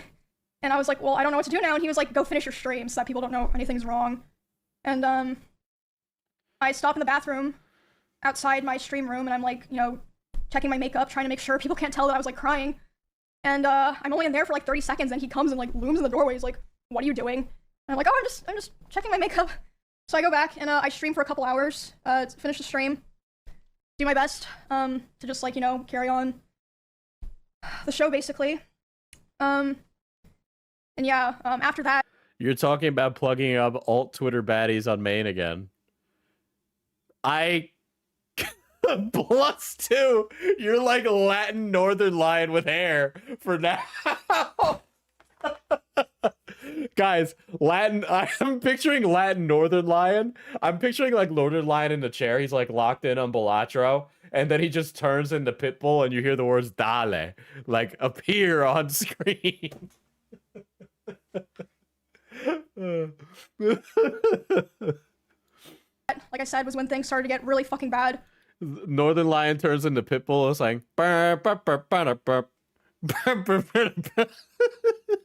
It was like something just snapped. For the rest of the week, he streamed the Rust event. I definitely watch way too much Northern Lion, though. I've definitely picked up on some of his euphemisms. I also definitely know that I talk with his same cadence, and that's because I watch his clips so much. Like, Librarian does amazing work. All the drop viewers, I'm sure he was very happy. I mean, good for him. And Oh my god. Baba Booey. Remember my niggas, my black kings, if you want the cosplay baddie, you will jave to be okay with her showing skin. It's okay, she's not cheating on you, she doesn't have the time, those shoots take all day. Look, man, here's the thing though, I know that most of them aren't pulling in like the 6-figure sums on OnlyFans, right? I've talked to some folks who have like prior work in the porn industry prior to the like invention of OnlyFans, and they're like, they don't do work, they're really bitchy, they're always annoyed, they never fulfill anything, they're completely lazy, like they have nothing but bad things to say. You've become Southern Lion. Southern Lion is Northern Lion if he was racist, actually. during that time, I obviously was like thinking and processing a lot of what happened. But I mean, it was a lot because this person was at the time like kind of it was like my partner and my best friend and like the only person that like I really talked to ever, or like at least off stream. So I mean, it was just I don't even know how you have a relationship in secret like this. Like when you hide your relationship from your friends and like all of the closest people in your life, that's just like, what kind of relationship is that, you know? If the entirety of your relationship has to be had through a modern day Romeo and Juliet, where all you can do is sneak through the doggy door and watch Pokemon inside the bedroom, like what, there's like nothing to do. Like that's not a relationship. That's just like two people holding each other because they're lonely. Like that's not, like you're shortchanging yourself on the beauty of a relationship by not allowing yourselves to go out in public and like spend time together and love each other in public. You know, I'm not saying that a relationship is completely performative and you got to spend it with other people, but there's something very beautiful about taking your missus to a Top Golf and then absolutely owning her at the driving range, you know? It was a lot. But the very next stream, I went live about a week after that, and I announced that I was planning to move because I knew that I would have to move. So I was like, okay, I have to go live and say this so that, you know, kind of force myself to commit to it. We had Eastern Lion, but his getup was considered too offensive. All right, so now I'm just picturing Northern Lion, but he has a Fu Manchu and one of those big straw hats and like that red Chinese dress. Right. Secret relationship is so high school. I won't do secret, but I'll do low key, but not secret. Well, this is like the second time I've covered a drama in the last like few weeks where somebody's like keeping the relationship a secret. Like, why are you keeping, outside of the business issue with it, which I'm sure you could navigate your way out of, right? But like outside of the business angle with it, I like, what are you keeping it secret from? Your friends? Like the only people you'd be keeping a secret from is the fans. But if you don't want the fans to be thinking, oh, they're thirsting for my girl, then maybe you should post a picture with your hand on her ass, dude. Like, I don't know what to tell you. Like, either you step up or, again, like, step up or get out, dude. Does that make sense? If you're not confident enough in yourself to be dating somebody who does cosplay and post pictures on the line, like, you're not ready for that, okay? You can't be, like, complaining about the way she dresses. Like, you need to be comfortable with your girl and everything she does. Yeah, if I had a girl like that, I would be like the worst version of a wife guy possible, dude. I would like, you're telling me I bagged that? Like, damn. But meanwhile, he's over here complaining that she shows a little thigh, dude. Like, who? Like, are you serious? Like, what? Like, you are literally an insecure 16-year-old. You're rich, famous, drive a beautiful car, have insane sums of money for your age, and have more financial security than the rest of your generation, and yet you're still unhappy and insecure in yourself? Like, brother, I'm sorry, but like, whatever the therapist has to unravel's got to be something fierce, dude. Because 12-year-old theory. This is what 12-year-olds do. It's literally all 12-year-old theory. Literally everything is 12-year-old theory. You know what's really 12-year-old theory is when he was talking about, I'm sorry, this is like really, really funny. The whole thing about the climbing through the doggy door to see each other, and then they would watch Pokemon while he rests on her lap, and how it reminded him of his youth, is so like I have a very strained relationship with my mother kind of thing, and you're like trying to rekindle a lot of that like unloved childhood you had. Obviously, I didn't move out right away, but after like all of that rough stuff happened was when the other domestic abuse stuff really started. He would destroy furniture in front of me. He would throw things. That's another thing. I've never been I've never been mad in my life to the point where I ruin furniture, right? Because when I get mad, you know what I think? I don't actively think it, right? But like, you know what you spent on the IKEA furniture you built. You know the time and effort as well as money required in order to have that shelf. Okay? So if you break that shelf, you're like nothing but like literally 12-year-old theory. In front of me and near me. Destroy walls. Again, you can go. No, it's you do need to go outside and do more than touch grass. Yeah, you need to like interact with the folks of society and see how adults your age do dates. You need to go on a date, like a double date with your partner and like your friend who works in real estate with his wife, right? So that way you could see how like people buy $10 margaritas at TGI Fridays, okay? Like you need to learn how those things happen so you could talk about other things than the internet, okay? There's no reasonable place in the universe for you to be using PogChamp in normal everyday conversation. I'm sorry. You got to be able to have discussions with people that aren't like you because you interact with so many people on a daily basis. See this in some of his VODs in his bedroom, the holes in the wall. There would be times where he was upset at me, and I would go to my stream room and literally lock myself in to get away from him. If I broke something after getting mad, I would be so embarrassed if somebody else was around to see it. All right.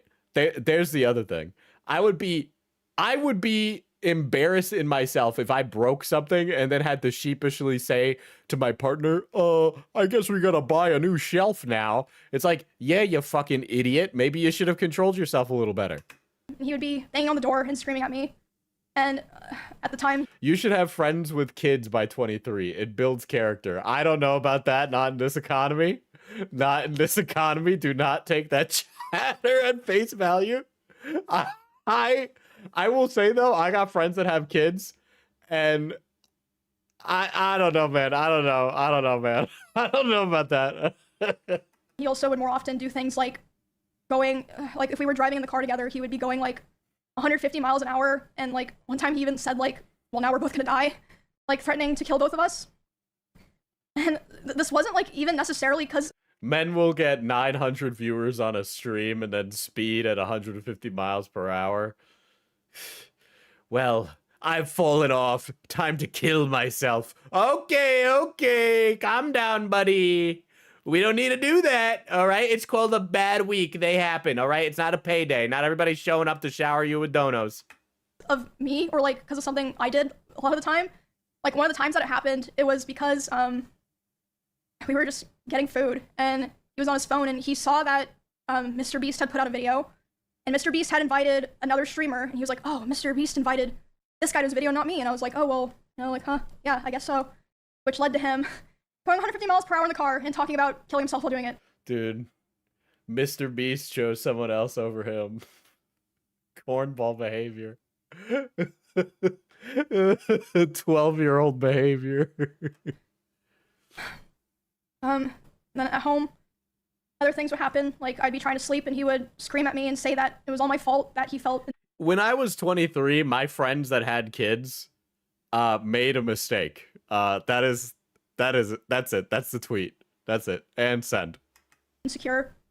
There was a time that I walked into a room that he was in, and as soon as he saw me there, I saw a tweet on twitter.com, aka X the Everything app, where someone was like, I used to work for Mr. Beast, and right after the camera stopped rolling while he was like saving these animals, he turned around and immediately started trophy hunting.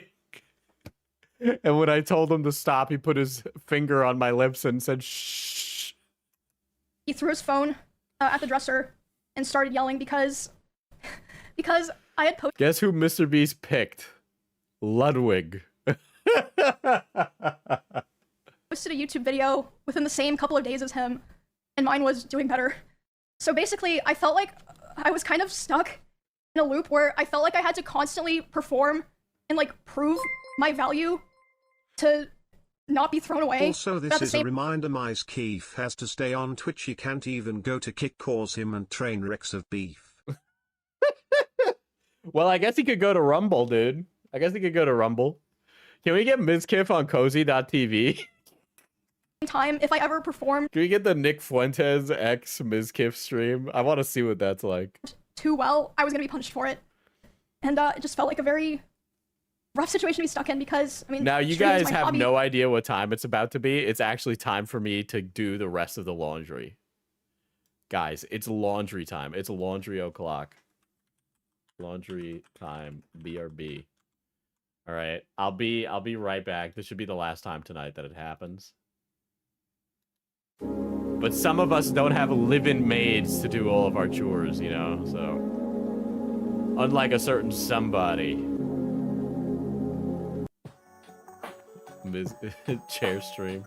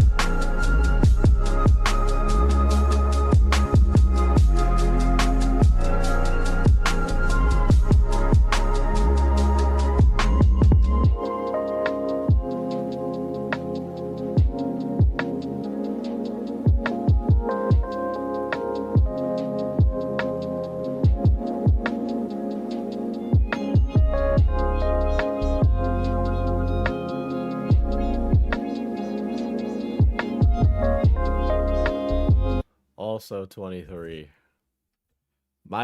Okay, honestly, my first friend that had kids was a Tozy. Like that was the first time that I had a friend that had kids. Oh wait, no, there was one before that actually. His name was Austin, and I knew him from college, and he was 21 and he had a baby. And then he became a single father because the woman that he had the child with, it's a whole big story. But yeah, he's a single father. So it wasn't a Tozy. It was, yeah, so his name's Austin, and Austin was my RA in college, and we became friends, right? And what had happened is this girl he was having like a really tumultuous relationship with poked a hole in a condom, and it like she got pregnant. And the reason he didn't want to have a kid with her is because she had like recurring terminal cancer. And she carried the baby to term. She did not die, but she was like having like a mental health spiral, and it was really bad. And so he ended up getting custody of the girl. They had a daughter, and he's been a single father ever since. But he stepped up. He 100% stepped up. Like I can't even front on that. But he had no time for anything. He also took care of her when she got pregnant and like respect all of her wishes and all that stuff. But then he would like come to us, and then he would like cry his eyes out about how she baby trapped him, and he was like miserable, and he was like, and I can't even kill myself because I need to be there for when the child gets here. And I'm like, Jesus Christ. She 100% ruined his life by doing that, by the way. Like he had like tried to been like he had talked to her. He's like, okay, as a couple, you know, we're both young, we're juniors in college, like we can't have a kid right now. This isn't healthy. Like we're not going to be able to finish our degree. And she was like, I don't care. I want to have a baby now because I don't know if I'm going to be alive later. And he's like, yeah, but then you won't be alive for the child anyway. And so he was just like, fine, whatever. We're not dating anymore, but I'll help you raise the child. And then she like got put in the psych ward or something, and 100% like destroyed his life. He had to claw his way to be a programmer. Very smart guy, but it 100% nearly ruined his life and put that kid, like that woman ended up birthing a child that she put into abject poverty. Horrible person. So yeah, I'm glad he's doing better now, but that was a really really tragic thing. Yeah. Yeah, that was a fucked up one for sure.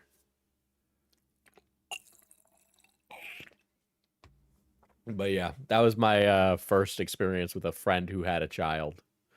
It was that. I have some friends who are like grown ass people. Why are you, Chris, and Falgi streaming at the same time? I don't know. Why are you, Chris, and Falgi streaming at the same time? I knew Chris was live before me. Falgi, I went live before him because I knew he was going live late, but you know. Was a Tozy's situation with parenting better? Yeah, like a Tozy's a great father. I mean, he's still my friend, you know. So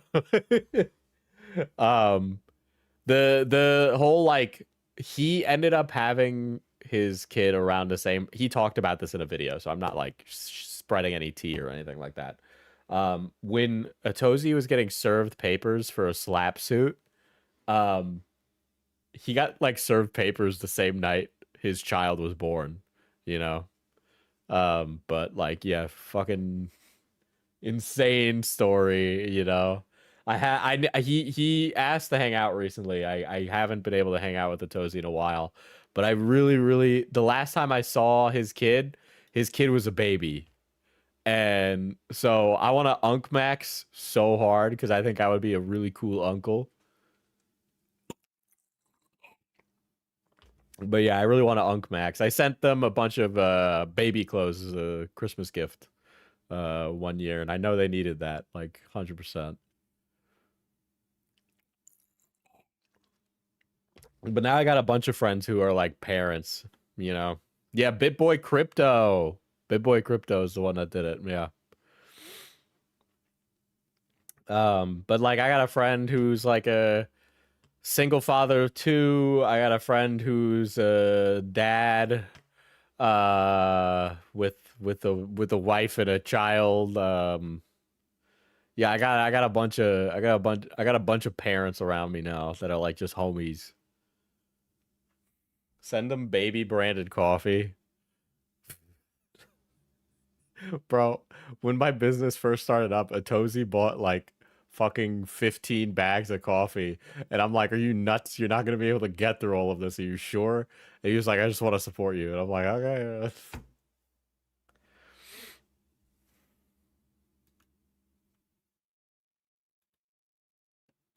And my job, like, it's a huge part of my life, even before, you know, Anyway, let's get back to this domestic abuse.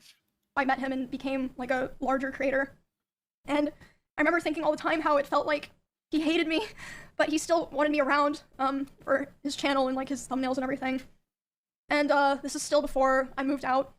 There was a time where it was the tension in the house was so unbearable that I would sneak out and I would sneak into Esfan's house using my code. And Esfan didn't know why I was doing Like this. team with 200 Boblax plushies. I don't think that was done through altruistic means. I feel like it was like a big own or something to do that. He saw me a couple times. Those Boblax plushies have aged in such an incredible way. Like, oh, I'm just gonna go take a nap in your guest room. He'd be like, yeah, that's fine. I would sneak into Esfan's house just to have some time of like peace and quiet. But eventually, he figured out where I was going, and he would go over to Esfan's house to keep telling me off. And there was a time that he did it, and I was laying in the guest room bed, and one of the roommates in that house had come to see like why I was crying, and they were standing in the corner, and he came in. Yeah, Boblax had makeshift plushies, which is insane. By the way, we've looked into manufacturing our own plushies. I think Mana Potion can do it. I think we can do it. I think we could do it. I think it's not only possible. The building the infrastructure for it is the only hard part, but a lot of it is there, and it's easier than we think. We just don't have time right now. And he was very physically aggressive. He was like, Emmy, like, what are you doing? Like, angry. And then as soon as he turned and saw this other person standing there, he instantly, like, deflated and changed his tone. He was like, oh, Emmy, I was wondering where you were. Like, are you coming home? The 40-page version of the book, though, is coming out soon. So, you know, manapotioncoffee.com, go head over there and pre-order it now. And that roommate, like, later asked me about it. They're like, what the fuck was that? Like, are you okay? And I was just like, oh, it's nothing, because I felt like a lot of the reason that I didn't tell the people around me was because I felt like no one would understand, or even if they understood, it would just be a burden to them, because all of our streams and social circles and communities are so intertwined. I was like, maybe it's just better for me to Will they come with a watermelon?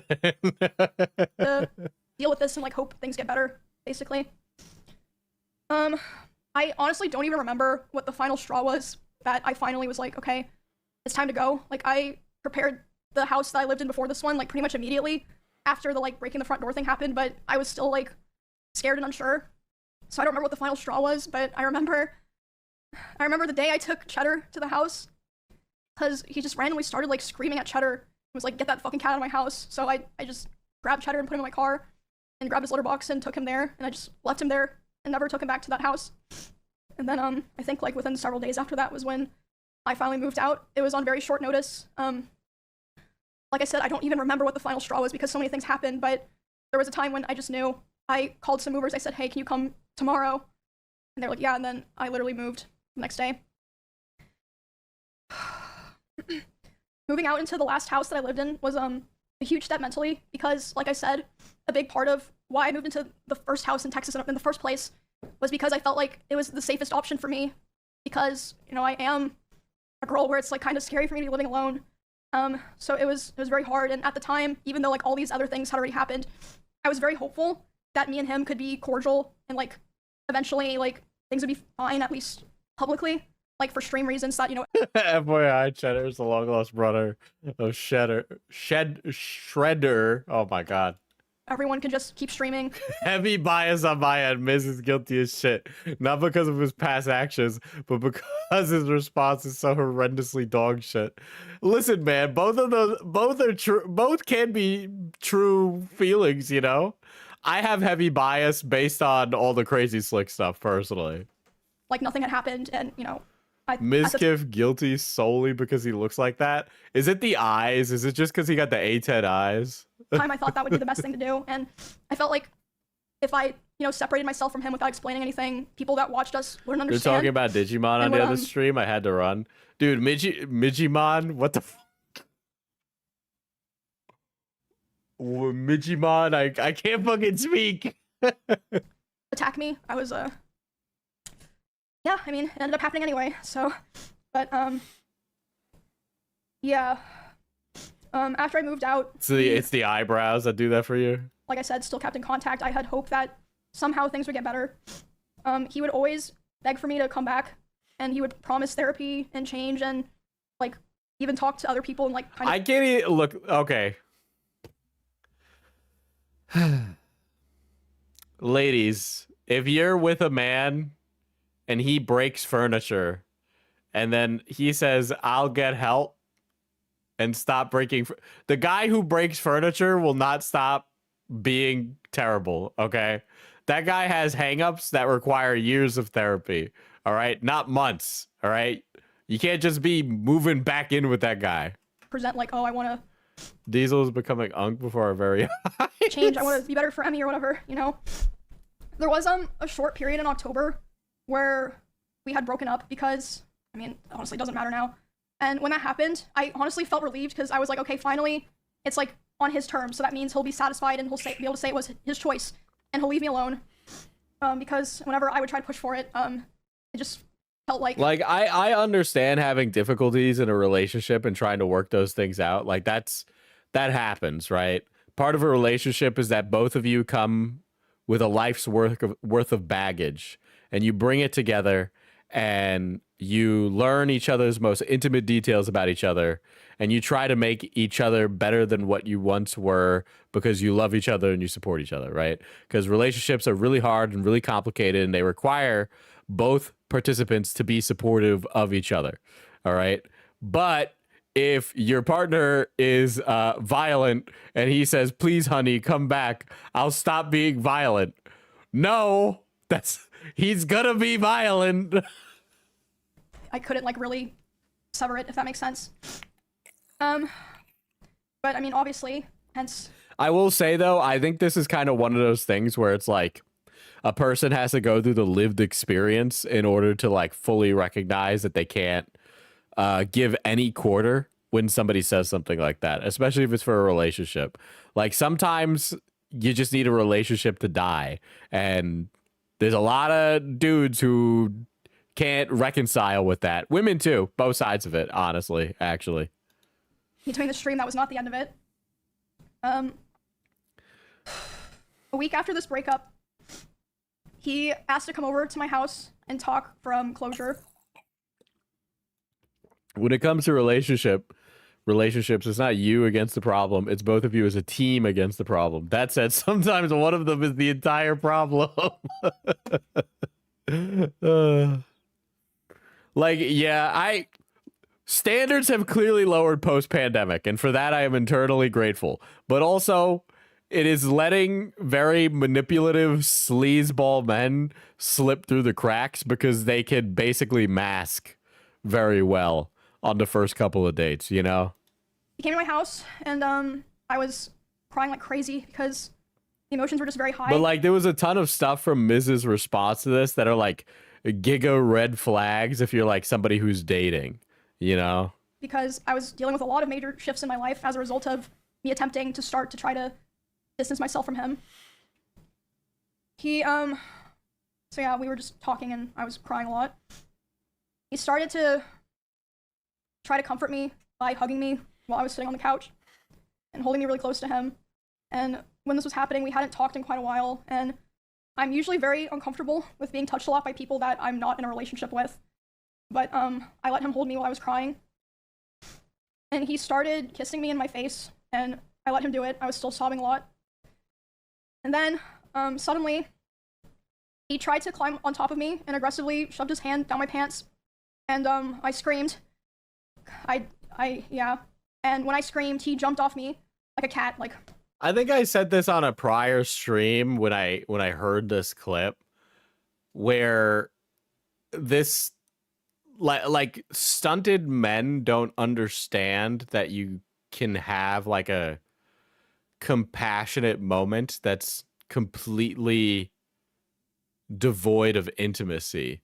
It's almost like part of it is like they're doing it because they're performing, and then part of it is because they haven't developed or like don't have the ability to understand that, right? And like I know that's like a fucking like super insane like feminist Twitter post where something all men, but like there's definitely a lot of dudes that have a really hard time understanding like the emotional component of a non-sexual relationship, right? Like you could have a compassionate moment with someone without it being... One second.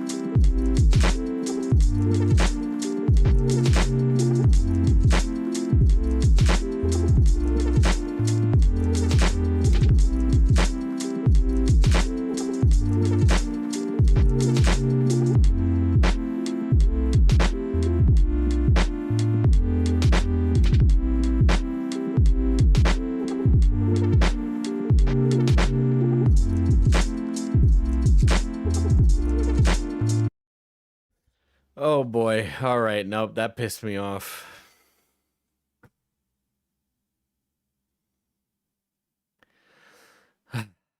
Okay.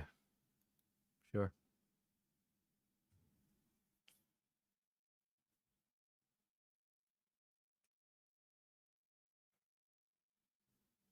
I'm...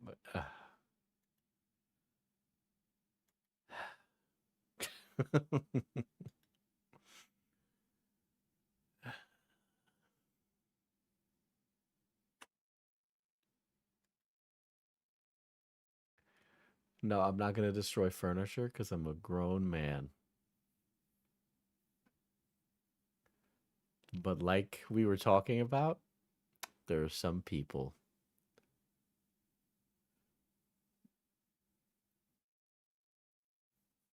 There are some people.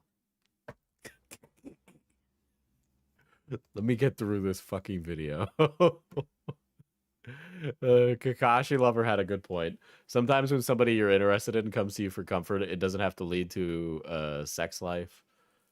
Lead to sex. Life is not a fan fiction. Yeah.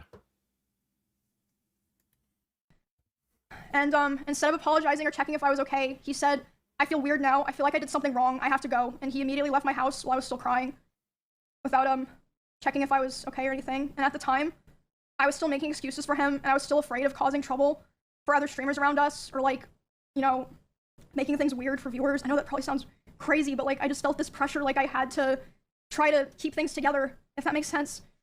Yeah, I felt like I'd cause trouble for so many other people if I ever said anything bad about him, or if I caused rifts in our friend group or streamer group. I tried to stay on good terms with him and hold everything in, and also I still cared about him a lot, and I still at that point had hope that things would get better, and that, you know, he would improve. See, and this is why my theory on why the relationship went on so long, which is like obviously crackpot pointless bullshit to talk about with this, but like I think because they were probably both in their early 20s, or she was definitely in her early 20s. He was a bit older, but that's definitely why she was like, I think this could still work, because I think that's just something you think when you're younger and don't have as much relationship experience. And he'd also always hammer into me how he never physically abused me because he never hit me, and he would coach me and tell me to tell people or other streamers who were asking about it because they were concerned. He would say, tell them that I never hit you. Make sure that they know that I never hit you. Around the same time, this was during OnlyFans 2, so I guess like December-ish. He would often message me in the middle of my streams and berate me for things like playing the same class as him in WoW because he thought it would make people think that I was better than him. And again, like I said earlier, I felt like I was stuck in a constant loop where I had to perform well to not be thrown away, but if I performed too well, I was going to be punished. And I actually wanted to show some of those messages because obviously a lot of these things, yeah, I'm not going to fully read these out because I honestly just don't want to read them out, but I feel like I want to show them to like kind of show what I'm saying. Bro, what is with all these like strictly heterosexual people doing performing in relationships, right?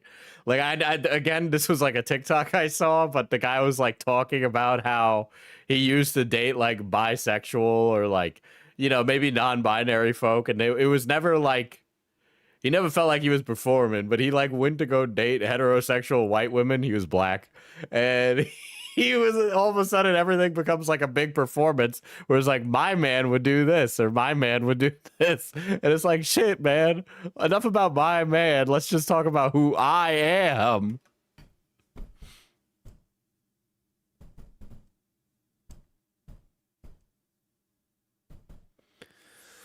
Let's see. How could I not tank as a warrior in dungeons? Because you aren't a tank. When I said I don't want to be a tank, I meant I don't want to tank in raid, which is still true because I don't know what I'm doing. You do not need to tank in dungeons. So now I'm going to get so much shit nonstop.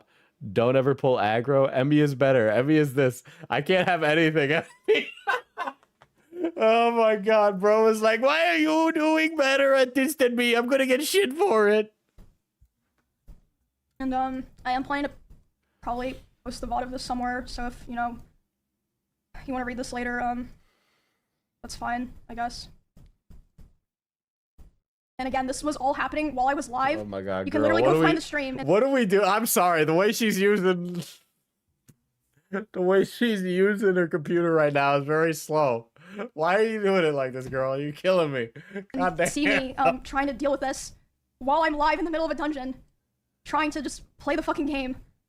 God damn it! I gotta fucking read through these in like the most complicated way.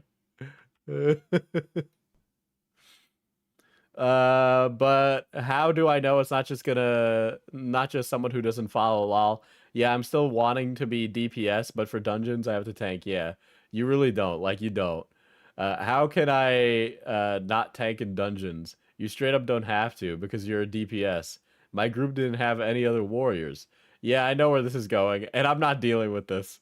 I asked for a boundary, and it's always crossed. You don't know boundaries. I'm sorry. Is this really... My girl who doesn't play WoW is asking me a lot of stupid questions. Yeah, man, you gotta just answer it for her. It's really not that big of a deal, dude.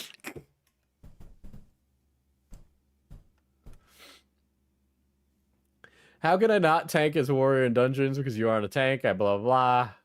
I read this one. And I am planning to probably post the VOD. Dude, I'm sorry. The way she like makes it tinier is killing me. This somewhere, so if you know. Emmy is better. Emmy's this. I can't have anything, Emmy. You just take it. I don't understand what you want me to do. Not tank. Just that simple. What the fuck does that mean? You already played warrior when I told you we're going to get compared. Don't pull. I'm gonna pull aggro because I'm warrior. No, you're not. Another warrior can tank. Wait, is he like mad that they're playing the same class, bro? Oh. You want to read this later? That's fine, I guess. I didn't have another warrior in any of my groups today, and no warriors wanting to join. Girl with 27k couldn't find a warrior. You can every time. You just want to tank. I know what you're doing. I'm not dealing with it. There were no warriors asking to join. Why is it bad for me to pull in dungeons?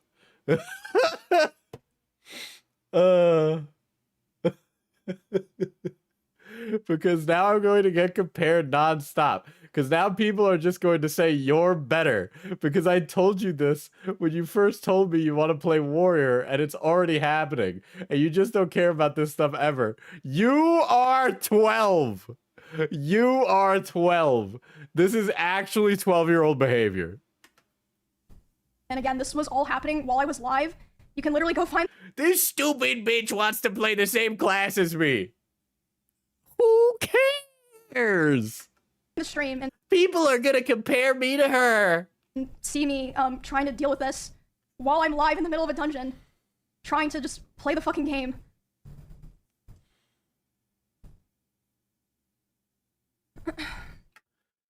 Tank Emmy, do it. Let me handle all the hate, the criticism, the you're worse than Emmy. This guy has literally... No wonder he's an egg, because he cracks that easily, dude. Holy shit. I was cooking with that one, dude. I had some filet mignon in the pan, and I seared that shit to perfection with that comeback, dude.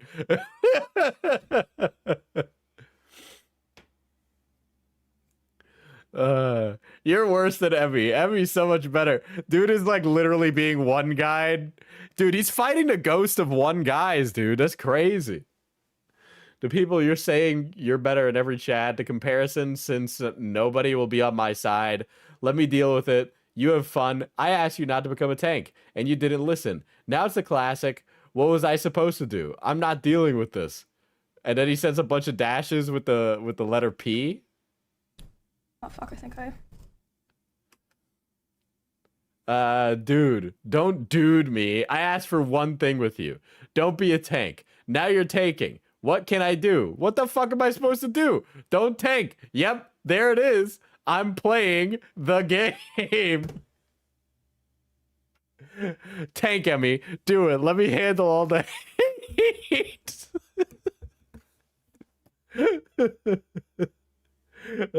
This guy is like, this is like really easy to like navigate to, right? Because from what I am aware of, a warrior can be a DPS or a tank, right? WoW heads, am I correct in that? Right? They could be either or, right? Like you don't have to tank, right?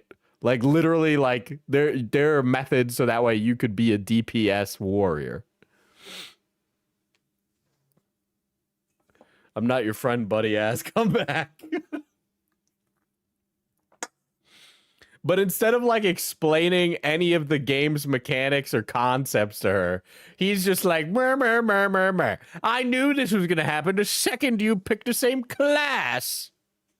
It's like this is like you could be an adult and like navigate out of this one and give her the help she needs, but instead you just want to like rip her a new asshole for a fucking WoW class because you're a baby.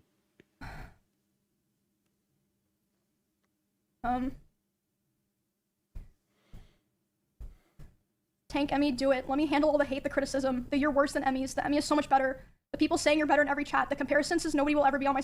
I'm not dealing with Warrior in World of Warcraft in like a level 24 dungeon. It was like Silverpine. Like it was just like it wasn't even like it was like dog shit gameplay. I'm gonna be honest. Like so yeah. Mizkif walks into a bar, hands the bartender 3 nails and asks if he can put him up for the night. Because man, he wants to be on that cross. No, like no shot. Dude, I just noticed it went to Minecraft. It didn't even clock. He's so little brother coded. Yeah, yeah, you can read that later, I suppose, if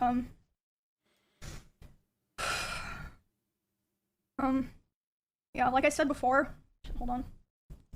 I was constantly trying so hard to compromise with him because I wanted to be cool and I wanted us to be able to coexist in the same streaming sphere. But I felt like I could never win, and he hated my whole existence, like ever since that one stream where I had like a little bit more viewers than him. And he would say that it was my fault that his stream was dying because most of his viewers liked me, and whenever he hit on another girl, they would be confused or not take it seriously because they knew that me and him were together privately. And he said if he would be able to hit on other girls and convince them that it was real, he would get his career back. That was like started within the last couple of weeks that we spoke to each other.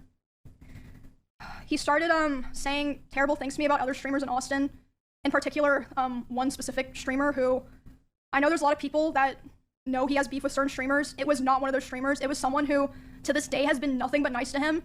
He would say horrible things about this person, like about them in their stream, and it was very hard to listen to. And just in general, he would say horrible things about other streamers in Austin, like, I quote, "I hate everyone here. You are all useless to me. You're worthless to me because it does nothing for my stream anymore to I'm Alex. Dude, welcome back. I'm Alex. Welcome back. I'm Alex. I'm Alex. Welcome back. We've waited so long for your return. collab with any of you." And him saying that was the final straw for me. The day that he said that to me about other people was the first day that I ever, for the first time, started to ignore his calls and messages. And because of that, he even threatened to come to my house if I didn't answer. But I did end up calling him back, and I spoke to him, and I basically told him that I felt like I could finally see things for what they were. And he started panicking, and he was super apologetic, and he was saying he didn't want to lose me, which wasn't the first time that he like did something like that and was like, you know, basically begging me not to leave.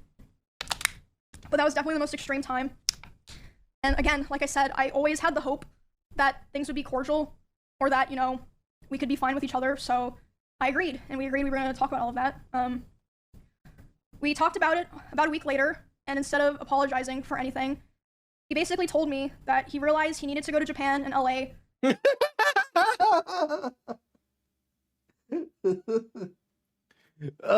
I'm in such a dark place right now. Time to take a trip to Japan. I hate you. I hate you on principle, okay? This is like just on the principle of your like this is abysmal. The idea of like going through a rough patch in your life and deciding that the answer to that is to go on a vacation to Japan is the most like fuck you shit. I hate that, actually. To get his viewership back up, and he was basically too young to focus on friendships and relationships.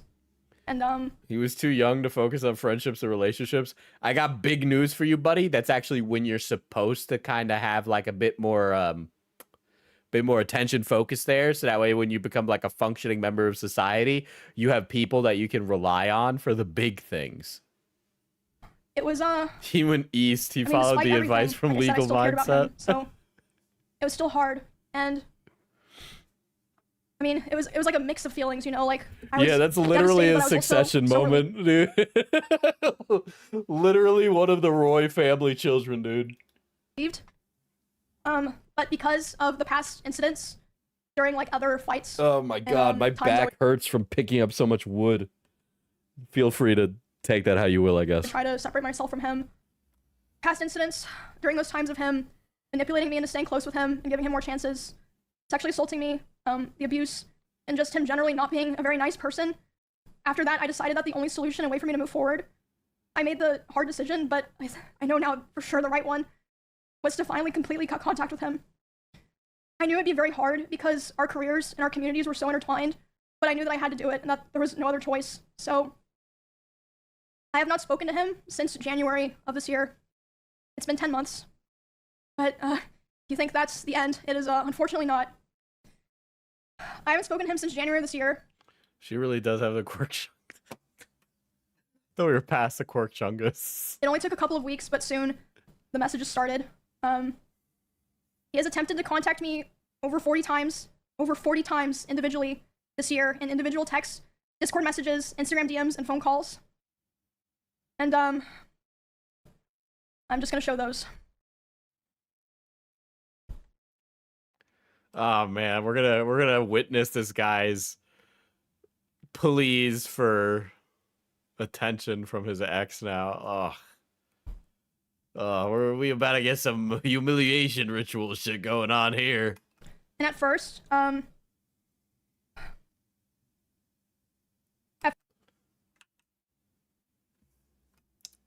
Hey, just to make sure you don't have recordings of me, right? I'm getting harassed that you do, and I'm assuming it's nothing. What? Okay, this is not good. This is not a good look. What? Do you know why I'm removed from everything? Why I'm kicked from OTK? Nobody's answering my calls. I don't want to bother you, but I'm panicking and I don't understand what's happening. Can we please communicate so I don't feel isolated and hated by my own org? I just want to be okay with each other. Oh boy. and at first it starts simple. Be confusing messages or like him expressing he was worried about things. Like at first it wasn't anything weird. I can't even front. I got an animated wallpaper too, so you know. Can we please communicate? I just want to be okay with each other and feel with our streams and lives we shouldn't have this feeling. I came home and feel terrible. It feels so odd that I cannot talk to you or anyone and just know what's happening. Can you respond, please?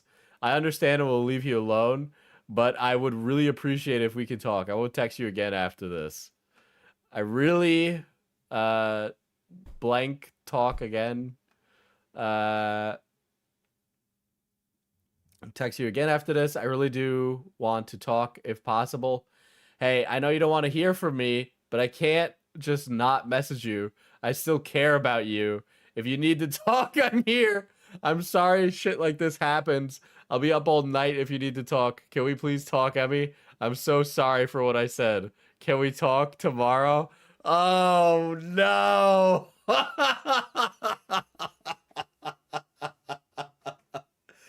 Oh, no. This is rough. This is rough. Oh, God.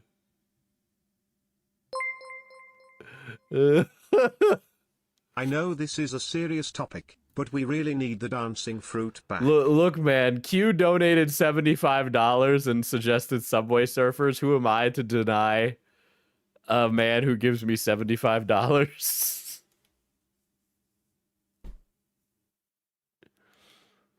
Hey, I found out you weren't invited to the party. I know you wouldn't want to go, but I didn't do invites. You were invited, of course, and I hope you're doing okay, and one day we can talk. God damn! Emmy, can we please talk? I really need to tell you things. I'm so sorry for the past few months. I'm so sorry for so much that happened. I need this time to be alone, but I really love you so much. I just needed to know what being alone feels like, and I learned I need you. I don't want to be without you. I regret so much. Oh God, this is so bad. Part of my sheer shock and horror is that, like, fellas, I know we've all done this at one point in our lives, okay? I'm man enough to admit that I've been this kind of fucking asshole in this moment, okay? Where you need to just learn to just fuck off. But like, Jesus. It's abysmal because I'm just sitting here going, boy, oh boy. He's a little too old to be doing that now. He should have figured this one out. I really need to tell you things. I'm sorry for the past few months. Okay, please call me. I haven't stopped thinking about you in months. Look, I know there's some serious stuff going on, but is the goal real? Watermelon this the week? watermelon should be this week, assuming I can do it. I need to pick one up, but yes. It is actually this week because it's causing a knock-on effect in my life. So I need to just do the fucking melon. Actually, nah, I was never on my knees begging like that. When I was like less confident and I had like arguments, by the way, your partner in a relationship should not like, what would happen is that like I had a partner who would like use the relationship as like leverage in the argument. Like, this relationship is over if you argue on this. And it was always something that was like, that's like not appropriate. Like, your partner should not use like the relationship as leverage in an argument to try and get you to stop saying your point, especially if you think the point is like valid and you feel that you should have a discussion with your partner, right? But I've definitely acted like this when they did something like that, and I did not need to do that. I did not need to do that. That was very... I was giving them what they want in that moment, which is what you should not do.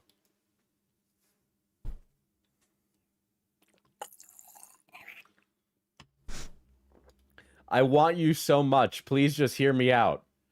I wrote out a lot of how I feel, and I've been writing so much and just learned so much about myself. Just please, you can hear me out. I love you so much, Emmy. I've been crying every night without you, and I'm sorry I've done any of this. I've been so depressed without you. I feel bad for Emaru. I swear I'm not doing this just for watermelon emoji, watermelon emoji, watermelon emoji, watermelon emoji, watermelon emoji, watermelon emoji, watermelon emoji, watermelon emoji, This is not someone watermelon who loves or cares about emoji, you. watermelon emoji, watermelon emoji. No, he's like watermelon completely emoji, dependent on her watermelon emoji, for validation. Watermelon emoji. He totally watermelon views it emoji, that way. Watermelon emoji. Watermelon emoji. I've almost just like tuned it out all the watermelon, dude.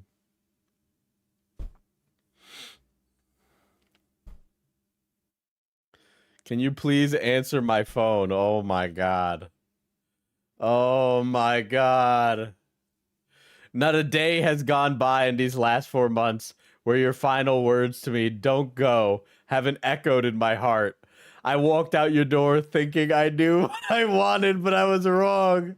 I told myself I needed to be alone, that I had missed out on being single, that I had missed out on being single in my 30s. I convinced myself I needed space, freedom, distance, but the truth is I was afraid of commitment, afraid of what it meant to truly let someone in, even someone as beautiful and as kind as you. Oh my god, this is rough. This is rough, dude. This is rough. They would have written tragic sonnets about this if it was the 1600s, but now, in the modern day, we can see how abysmally ridiculous this is. Yeah, missed out on being single in my 30s is insane. That has to be a typo, right? That's got to be like in his 20s, right?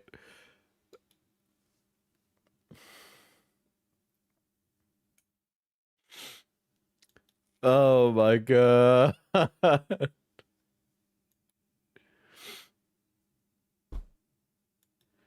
Oh my god.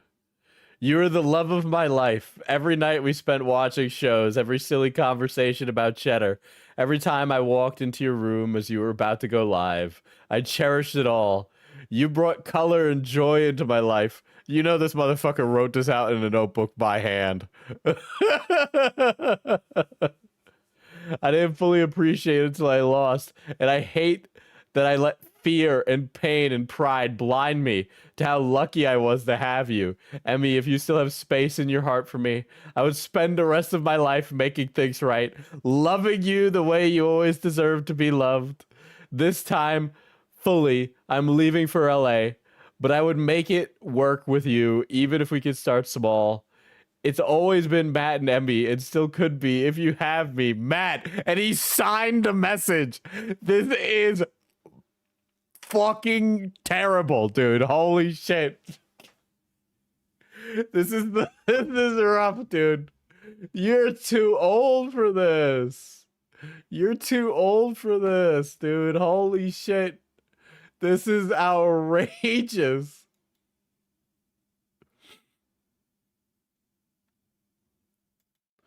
God damn. Can we talk while you're here? A simple conversation would go very far for both of us. The lack of communication is confusing, and I've been wanting to talk to you for a while.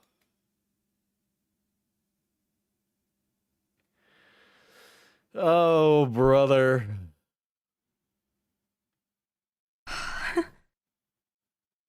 And keep in mind, this is only things that he sent to me. I can't document all the things that people told me that he was saying. And, dude, he must have been sitting there around his, like, friends waxing poetic about how he let the love of his life go. And all the other dudes are sitting there going, oh, get over it. Funny side note, I guess. I would like to highlight this message. Because, doesn't really... Dude, these AI checkers... These AI checkers are not nothing, dude, okay? I'm not gonna... I think this motherfucker wrote this with his own two hands. I'm sorry. I don't think it was AI. Oh, shit. I don't think it was AI. That's funny that you did that, but I think that's... I don't necessarily concur with that assessment, all right? I hate AI enough to know that shit doesn't work. And Emaru are a Matt and Emily. Matt-Emily relationship dramas are up this year. Wait, what are the other Matt-Emily relationship dramas? Matter, but I ran it through the ChatGPT checker. Man, you can't even have a falling out with your ex now without them running your fucking breakup message through ChatGPT. I'm really confused how the AI checker works. How can it tell? Well, AI checkers are actually AIs that look for signs of AI writing based on verbiage, vocabulary, and grammar. But the thing is that AIs are trained off of our writing, so it doesn't work necessarily, right? They're kind of like not useful for determining whether or not something is AI or not, outside of it just being a funny gag. But anybody taking it realistically as an assessment of whether most things are AI is pretty hard to say. I can't always tell what is or isn't AI writing. Obviously, things like M dashes or certain vocabulary words have become more frequent in AI used statements. But even then, you can't tell because lots of professional creative writers use the M dash or have a bigger vocabulary, right? So a professional writer being gauged against an AI checker might proc more percentiles on the AI like assessor. And all the highlights, like I said, doesn't really matter. I just thought it was interesting. But yeah, I think that motherfucker wrote that out, dude. I don't think it was AI. I don't think he typed into like ChatGPT. ChatGPT, please write a sordid, disgusting love letter to my ex. Right? I don't think that happened. I've been that guy. I've met that guy. I've been friends with that guy. I've told that guy off. Men just write like that when they do that. Okay, that's not AI.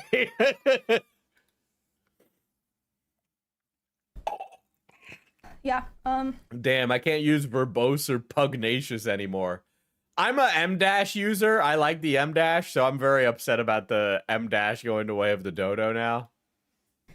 like I said at first, the messages were just simple things, like, him saying he was worried about things or saying no one was talking to him, which I don't think was even true at the time. I think he was just saying that to try to guilt me into responding to him. I'm not sure about that, of course.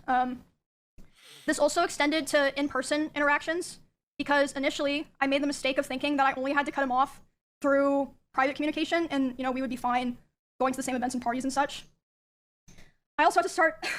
Hold on, I'm still fucking sick.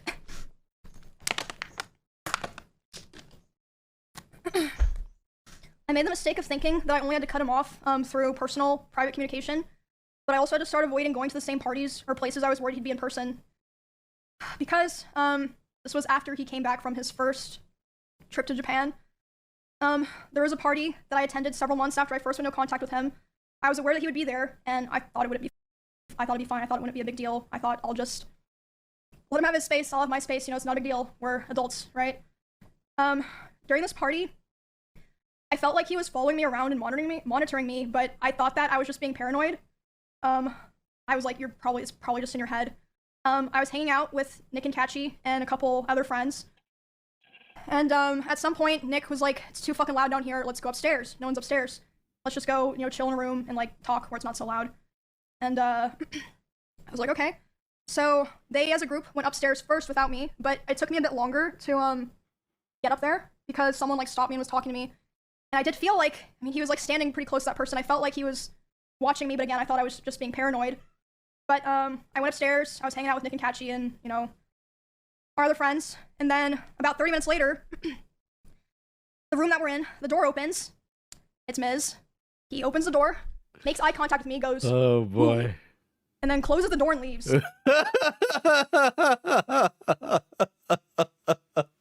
Yeah. Brother needs to move on. Dude, in all this time, could he not get some rebound action? Are you serious, dude? Holy shit. And I was like, what the fuck? But again, I was still trying my best to, you know, give the benefit of the doubt. Like, you know, maybe it's just like an awkward situation or something. But a couple months later, the person that he was hanging out with that night reached out to me privately and was apologizing. And I was like, why? And they're like, I just felt like I had to apologize to you because I felt so bad and so embarrassed of what was going on. Like, yes, he wanted to see what you were doing. He was saying, like, I want to go see what's upstairs. And he was checking every room. And then after he opened the room that you were in with Nick, he closed the door and started laughing. And then he just wanted to talk about, you know, how you guys... Yeah, is there any more than Mizkif is a shitty boyfriend? Yeah, there's an essay allegation as well. There's an essay allegation, which, by the way, in Miz's response, he doesn't refute that the event happened. He's just like, you know, it's not that bad. And then he kind of hand waves away a lot of the, without addressing any of it, he kind of was like, yeah, I wasn't a great boyfriend, but it wasn't, you know, that bad.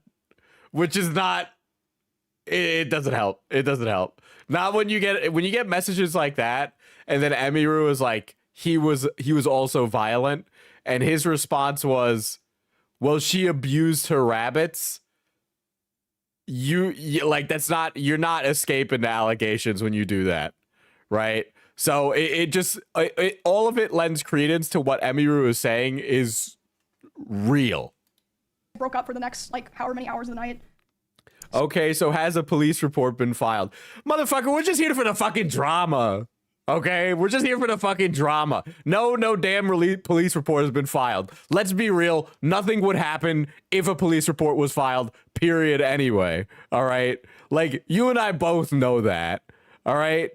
But yes, he did that. He threw a phone in her face. It's like a toxic relationship drama with domestic abuse, right? Should she have gotten a police report? Sure, whatever. But let's be real. Would anything have happened? No. It's Texas police. They haven't even moved on the guy who's assaulted Emiru at TwitchCon. It ain't gonna happen. All right? So I was like, wow, okay, that's good to know, I guess. The next story, that I want to tell involves what happened to me, Valkyrie, and Cinna. She did.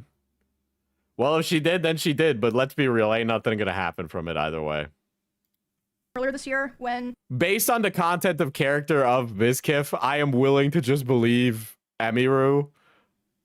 But like, if you're completely internet poison pilled, yeah, you're gonna be sitting here waiting for a fucking police report and nickel and diming everything the fucking woman says. But based purely on vibes and prior dramas that Mizkif has been in, I'm inclined to believe Emiru because of the stuff with Crazy Slick. Like, none of that like got washed away. We were attacked at the Santa Monica Pier because that was obviously. Well, let me close all these fucking texts. I don't want to look at She'll them. They're so probably messed end up. up getting a restraining order on the basis of all those text messages. That's pretty fucking bad.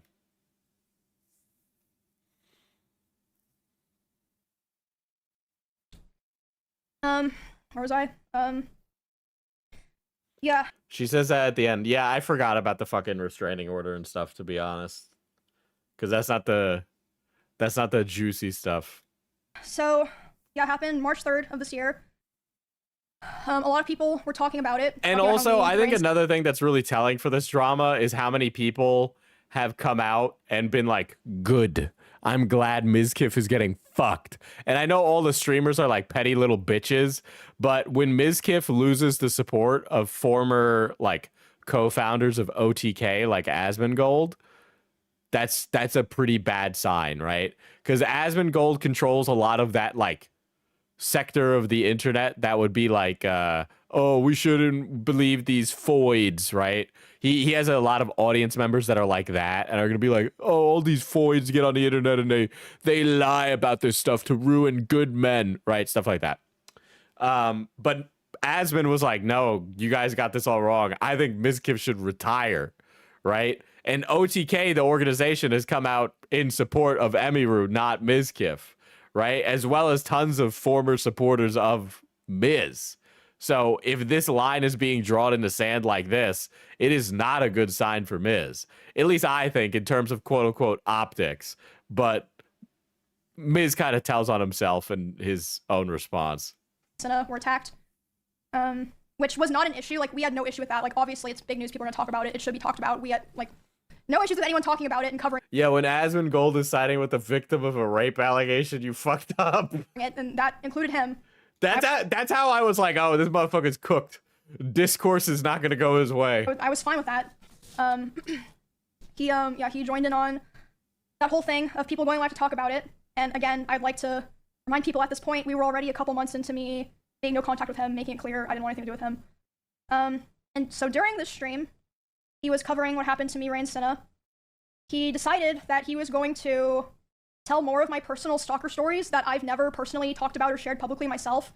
And one of these stories was one that, like, no one knew at all, and, like, it just felt so shitty because at the time that those things happened, like, you know, all the people that lived in that area together, we all came together and we my all kind of friends sided. have our own And this was heavily faction pushed for by Space Marines are the Ultramongs, and I just want to know what you think of this. What the Ultramongs is like ultra mongoloids? Are they like ultra disabled? Like that's exactly where my mind went. him. We should never talk about this because, you know, people are gonna be weird. It puts Emmy in more danger and, you know, gives people ideas. So we're never gonna talk about it. But, you know, of course, as soon as there's some big drama that he's not involved in, and he finds a way to, you know, bring up, oh, I was there for something that happened to Emmy, he does it. He was on a stream talking about these personal stories of mine, and I caught wind of it. And by the way, it was also so frustrating not saying anything at this time because the way he told those stories, he kind of framed himself as, like, the hero. He was like, oh, The guy. So there's like a story of like Mizkif like pulling a gun on a stalker and then holding the stalker at gunpoint till the police arrive, and Emiru's on the other side of the phone line being like, this is just awful, like I hate this. And then Mizkif tries to like double back on that exact event and is like, she was actually suicide baiting then. But if you read the messages, it's just her being like, you know, when you make a euphemism like, oh my God, I should kill myself, stuff like that. I held the stalker at gunpoint. Which, by the way, why motherfuckers get a concealed carry and they're like, now's my time. Now's the time to pull out the gun. Like, dude. No. The only person who ever came into contact face-to-face with that stalker before the police came was Bonnie. Bonnie is the person who found that guy outside, went inside, told everyone, called the police, The police came. All Miz did was he stood far away from the front door, behind glass and metal, with a gun. Yeah, I mean, I understand. Still very scary, but why are you acting like you've, like, if anyone deserves credit for that, it's Bonnie. Like, it's literally stolen valor. I'm so glad I finally get to say that, because she is the one who, like, kept everyone in those 2 houses safe, not him. Anyway, back to the original thing, the Ray and Senna stuff. It's a fake Reddit. Yeah. Guy with gun holds other guy at gunpoint. Okay, sure you did. That I think a lot of guys that have the concealed carry, if they were in that situation, would have immediately pulled the trigger by accident. All right, just sheer nerves alone, they'd pull the trigger and kill someone. I was obviously panicking. Like, I just had this horrible thing happen to me the night before. It was like huge, like public, millions of people seeing it. And then my crazy ex-boyfriend is going live talking about more of my personal stuff. And I'm like crying, and Senna and Ray are like what's wrong? And I tell them, and I'm like panicking. I'm like, I need to call so-and-so, I need to call so-and-so, I need to call so-and-so. Like, these different people that I was like, they can contact him, because I did not want to contact him. So Ray, Senna, some of me and Miz's mutual business partners, and Asmongold were all messaging him to stop. And by the way, Asmongold told me that he tried to call Miz while he was talking, and it rang 3 times and then hung up, which means that he saw it, and he just wanted to be able to keep talking, because, yeah, anyway, just a little note. I don't know exactly what, like, the other people said to him, but Ray and Senna told me that they were messaging him being like, bro, like, stop, what are you doing? Like, why are you doing this? And he was messaging. Did Mizkif harass, did he harass her? I have a compilation of Miz from that time, so we will look at that also after equally this. as traumatized as me, of course. They had gone through the same thing. Oh, what am I doing wrong? I'm letting people know what, you know, girls go through. Was that your job? Well, anyway, Dude, this guy has so much Reddit karma. yeah, that all happened a couple of months into me being no contact with him. And yeah, he was arguing with Ray and Senna while they're trying to be like, bro, like, stop, like, you're making it worse. He finished talking about my stuff and then reacted to Senna and Ray's whole stream where they were crying, addressing their communities, made sure to react to that, and then immediately went offline. So yeah, that was a terrible weekend. I got threatened to be stabbed, and then the next day, my weird ex was going live trying to self-insert so that he could make sure to farm his own clips. After that incident, his attempts to talk to me only ramped up, which I showed. And he was totally clip farming because he wanted some clout capital. Like, it's not for any altruistic reason. Like, he was talking about that because he's like, oh, I could get a clip farm out of this.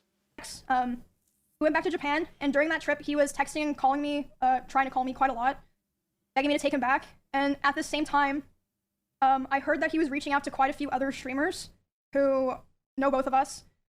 And he was crying to them about how he wanted to get back together and how he thought someday we would reconnect and eventually get married. Holy shit. I don't think he even meant that, but I hope not. But I assume he did that with the hope that they would relay the messages back to me since I wasn't talking to him. And, I mean, some of them did. You couldn't fucking get Homelander to torture that one out of me, dude. I also had a couple other streamers report to me that he would obsessively watch my stream and not in a like, oh, I wonder what Emmy's doing right now way, or like having my stream open. Mizkif is talking about the scary stalker that was attacking Emiru. Meanwhile, the call is coming from inside the house. Like, he would be obsessively and attentively hate watching my stream, like watching my stream and just saying horrible things almost every time that I've been performative male manipulator final boss live this year. And they tell me that he would want to discuss how he believed I still wanted him. Interesting, considering I never replied. And he would ask other guys if they thought I had... Yeah, women really like it when you're, like, on the outs with them and then you offer up the idea of marriage. They actually really like that. They really like it when you obsessively mention it to strangers. Anyone this year.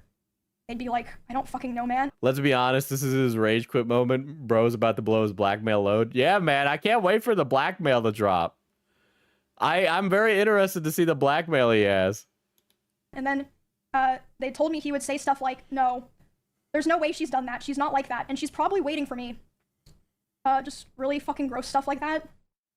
And a couple of streamers in LA also told me that he was telling people that me and him still talk all the time, but we simply weren't together anymore because I was too mature and I was not ready. I was too immature. But yeah, you can see from the messages I showed I'm not sure if like, I mean, people can go back and read them. He was begging to me to take him back. See, block button impossible. See, even if she blocked him, though, he still would have been going around because they associated in the same social circles. From his perspective, he's sending messages with no response from her.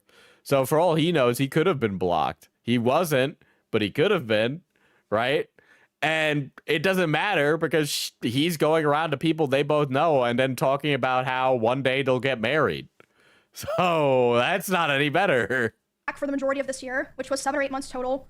And like I said, some of the messages were even, I believe, ChatGPT. Not that it really matters. It's just I don't think it's ChatGPT. interesting, right? That's a black pill that I'm not swallowing. Not for this as one. of today, it's been about 2 months since he has attempted to contact me directly. I think because about 2 months ago is when he started kind of getting scared that I might have been like, you know, telling people things, which again, Imagine asking her, asking how your friend is doing, and he just responds, "I'm gonna marry her, bro." Yeah, wasn't going out of my way to do it, but if anyone ever asked me, I wasn't gonna lie to them. I mentioned this at the beginning before I started like fully telling the story. I heard from my friends, other streamers, and my employees that he had cooked up a plot that if I ever tried to talk about him, like about the abuse or anything else, he would try to go live and say that I killed my rabbits. And I was told that he approached several streamers who were around us a lot when we lived together and asked if they would basically back him up, and they refused. Obviously, they're not insane. And unsurprising even something behavior. happened this weekend at TwitchCon. One of my employees told me he went up to them and he threatened them, saying, "If Emmy ever tries to talk about me, I will destroy her." Whatever that means. And within the same night, he also texted one of my best friends, and he would have known that I would have been with this girl. He texted her saying, "Hey, worried about her. Hope she's okay." You know, right after he just said to my employee and other people that he was going to try to destroy my life. Mental illness. Yeah, all in the same night. Dude, I think Shelbo can stop him, actually. I think we need to deploy Shelbo on Mizkif. How will this affect Shelbo's legacy? And, yeah, that was Saturday, so that pretty much leads us to today. I feel like it's clear I've spent the last year of my life cutting him off and building a new life with people that actually care about me and doing my best to move on peacefully without causing any drama. I did not want to do this. A lot of other creators actually told me that after his other allegations in 2022, if I wasn't the first person to stand up for him and start appearing on his channel again, they do not think that they would have gone back to helping him with his content. Damn.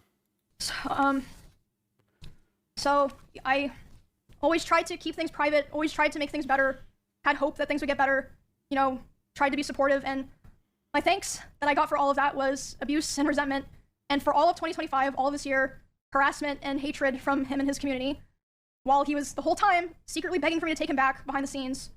I've taken a lot of steps already, as I said, it's apparent. I've taken a lot of steps to restructure my life and be a lot more careful about who I help and who I invest my time and my care into. And I'm doing a lot better now, but I felt like this was a necessary stream because... Tell Shelbo that Miz kidnapped Pokimane. He'll get it handled. I'm picturing Shelbo in like a dirty suit, and he's like wearing a wig that makes him look like a black John Wick. Like I said at the very beginning, I have heard that he has done things to other people that aligned with some of my own experiences, so I felt like it would be wrong for me to keep holding on to all this information. I know I stayed for way too long, and I thought that I could help, and I unfortunately learned that I couldn't, but I worked really hard to have the life that I have now with my friends, my family, my pets, and my community, and I'm... Yeah, anybody who, like, got through the crazy slick situation and then decided, yeah, I think I can handle Mizkif still, is like a crazy person. I can't even... There's no reason for that whatsoever. So grateful for how things are now. It was very difficult, but I'm very proud. Can I try rizzing you up? No. Please, please, please, please, please, please, please, please, please, please, please go on a date with me. Please, please, please, please, please. To myself for making the choices that I did to end up where I am now. And yeah, that's my story of dealing with abuse. Anyway, moving on from that, so that way we can keep this fucking train rolling tonight. Oh boy.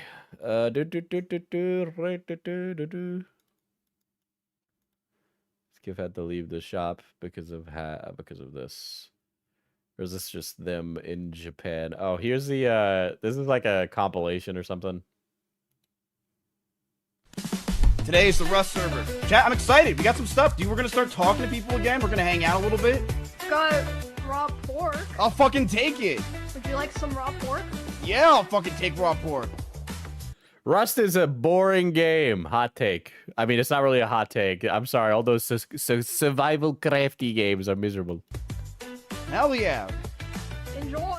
So I thought, why not build a house up Dude, oh god. Oh god. He's losing viewers. They're going over to Emiru. here? Yes, I can pay rent in your house. Okay, let's do it. Yep.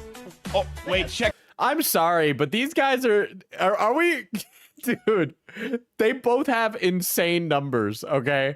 Are we serious? These motherfuckers actually get upset about this? I would literally like rip my pants off and come on the floor if I had numbers that either of these people had. Check this out. Come here. Ooh. Not Wait, bad, that's huh? the house? Oh god.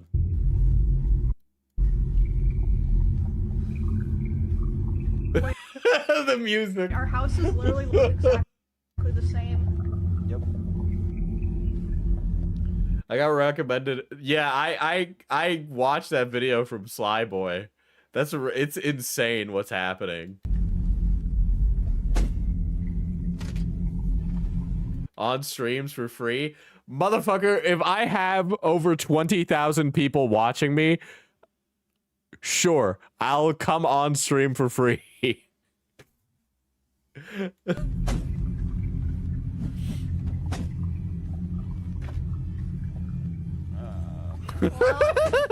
Yeah.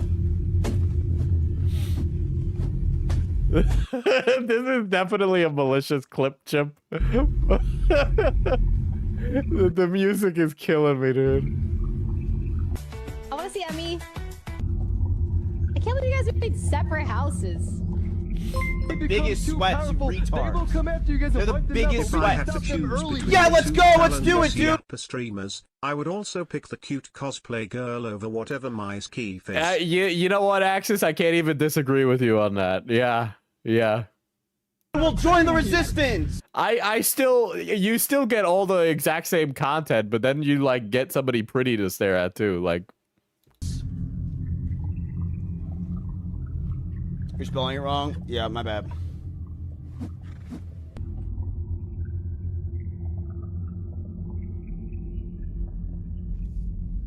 No, I hardly slept last night. oh my god. Alinity rated Emiru. That's why I seem tired today. Oh no. Oh no. Brother's crashing out. I'm honestly fucking tired, chat. I'll be honest. I'm pretty tired. I'm just tired. Alright, chat. I'll see you guys later. I will see you guys probably tonight, if not tomorrow. I just need a nap. I'm fucking zooted out of my mind. What does unofficial Mizraid mean? Oh boy. Oh, he Guys, did? Listen, why are we all acting like we haven't murdered? Like we haven't pillaged? Like we haven't had to do what we had to do? How is this guy trying to like not Emiru, my beautiful girlfriend, please stop dressing as a hot bunny girl on stream. What you wanna put that back? You can't even put that genie back in the bottle if you wanted to, first of all. Second of all, why in God's name would you suggest that, you fucking insane person? You literally, the only reason you'd want that is so that way you could like mog her for your career. To make it here where she had a one-hit advantage. She was coming after me. Oh, there, that you could hear the door slam. I had to attack back. What the fuck is this? What are you? Was that a test? You said. Well, I have some cloth in my house. Let me check my body. All of the W community has a relationship to Alinity. They let Alinity in, you know. Did anyone loot me? Yeah, that thought it was him in the other room. Go to the restroom real quick. I'll be right There you go. back. Yeah, she's trapped now. Bonnie, look what I did. Sick. Okay, sick. Okay. Falchi I'm owes stuck me in here. child support. He's a deadbeat. Men these days, am I right, Slug? Okay, sick. I'm gonna make some stats. You should be dressing up as a bunny girl on my stream. Hello, sorry. Yeah, Mizkif had literally, Mizkif could thirst trap too. Like, he could literally just go do that too. You know, it's free real estate, dude. Men can be sluts now, dude. I know that I'm dressed very conservatively today. I think my numbers would be better if I got my titties out, but like, you know, it's free real estate. I know my hog is huge and my ass is fat. 20 minutes. Hello. Avaragi, thanks for the sub.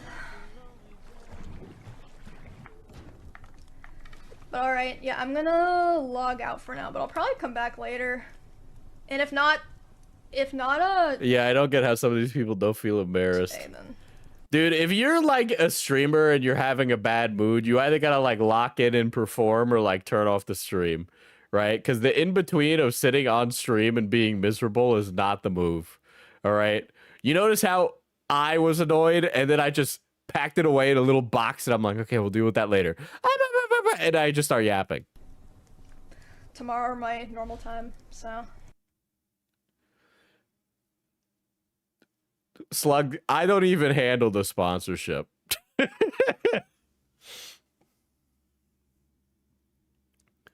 Let's see, what else? That one was that one's just pretty bad. That was just a bad set of clips. But it does give context to that event.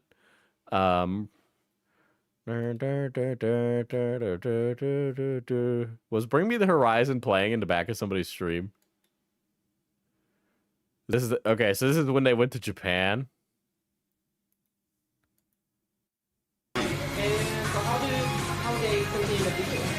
They don't.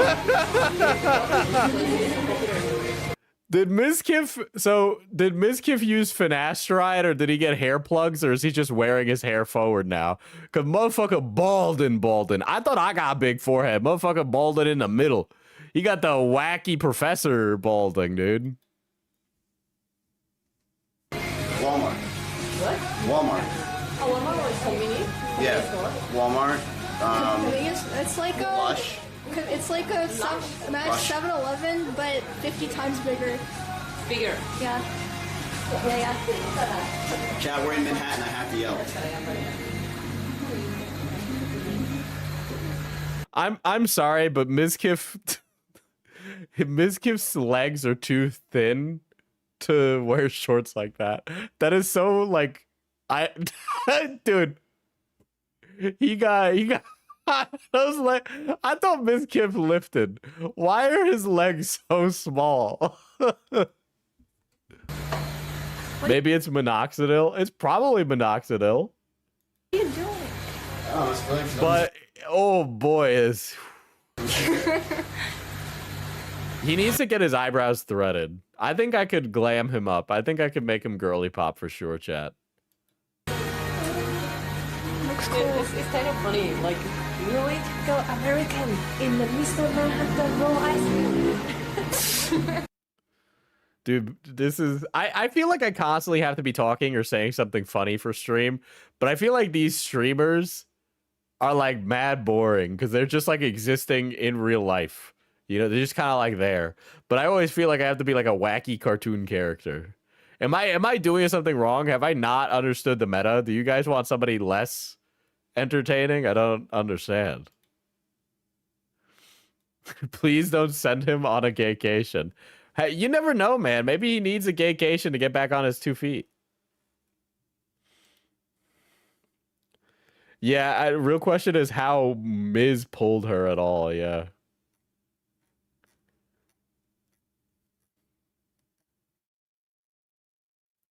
All right. We got a lot of clips,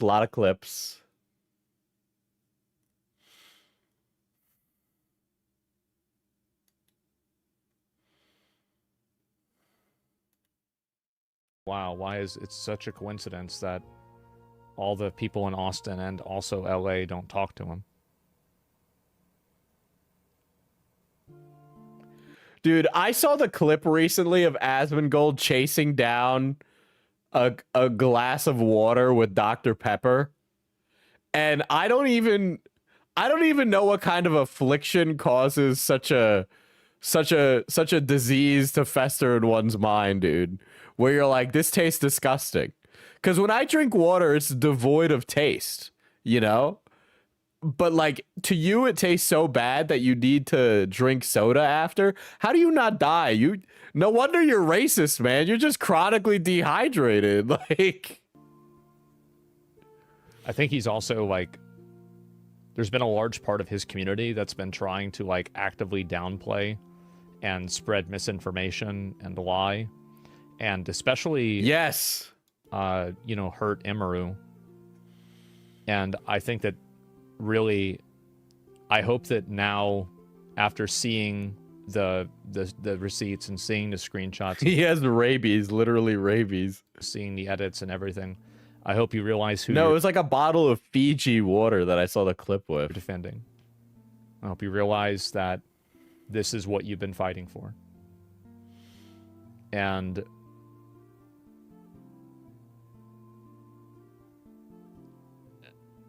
the amount of like lies and misrepresentations and vicious attacks that she and other people that were involved in the friend group had to endure, and the pressure that they would put on people to interact with him,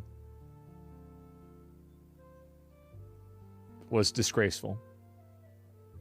It was parasocial, disgraceful, embarrassing, and pathetic. Damn. You know he means it because he's talking with the sincere voice.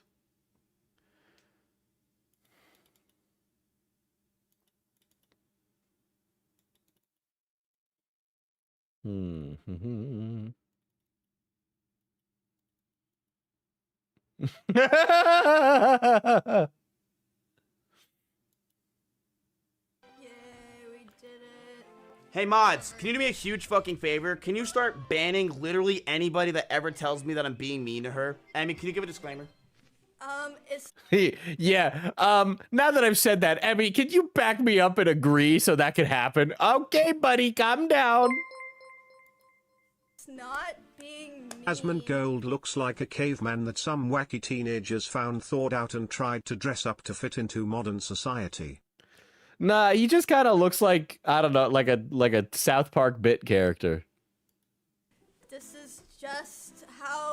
Yeah.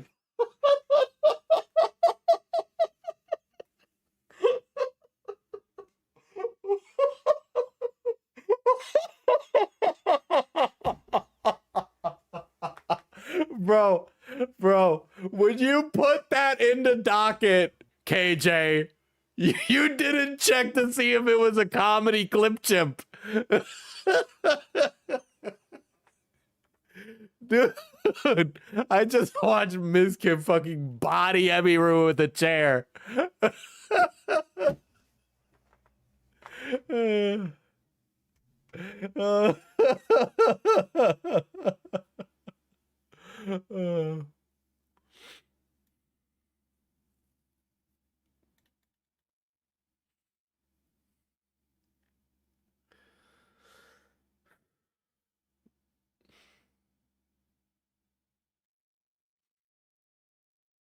God, that was funny. That was funny. Let's see some more clip chimp responses. God, 3 minutes of Asmongold. You know, like, I don't want to elaborate on any other further things about this. I can kind of talk to the extent that I knew about it a little bit, but I don't want to kind of go and, you know, turn this into like a, you know, continuation. But I can talk about kind of what happened. I guess the first thing I can talk about is the pier, which is the thing that I got mentioned with, which is I was starting my stream. It was the beginning of my stream. I remember I was like, I don't know, like maybe an hour into my stream or something like that. I got a call from Emeru and I was like, what the fuck? And this was like the day after the pier thing had happened. And I saw that Mizkif had gone live earlier in the day. He almost never does that. And I was thinking to myself, I was like, oh, maybe he went live to farm viewers and talk about this, right? But then she calls me and she's crying, and Ray and Senna and one of their managers is there too, and I'm talking to all four of them. And this is, I muted the stream And this is why, by the way, I haven't reacted to any Miz clips in the last like 6 months. I haven't talked about Miz in the last 6 months. I haven't had anything to do with him like a year. This is the reason. And so he was waiting. So he was And waiting for Emiru to come out and say something because he wasn't saying anything. Okay, well, you know, I guess so, right? Yeah.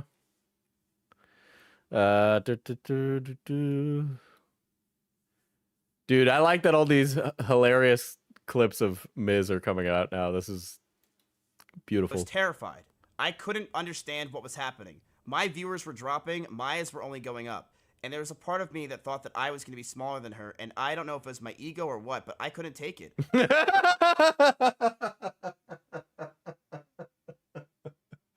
You know, I think pretending to be humble when you're not is like cringe.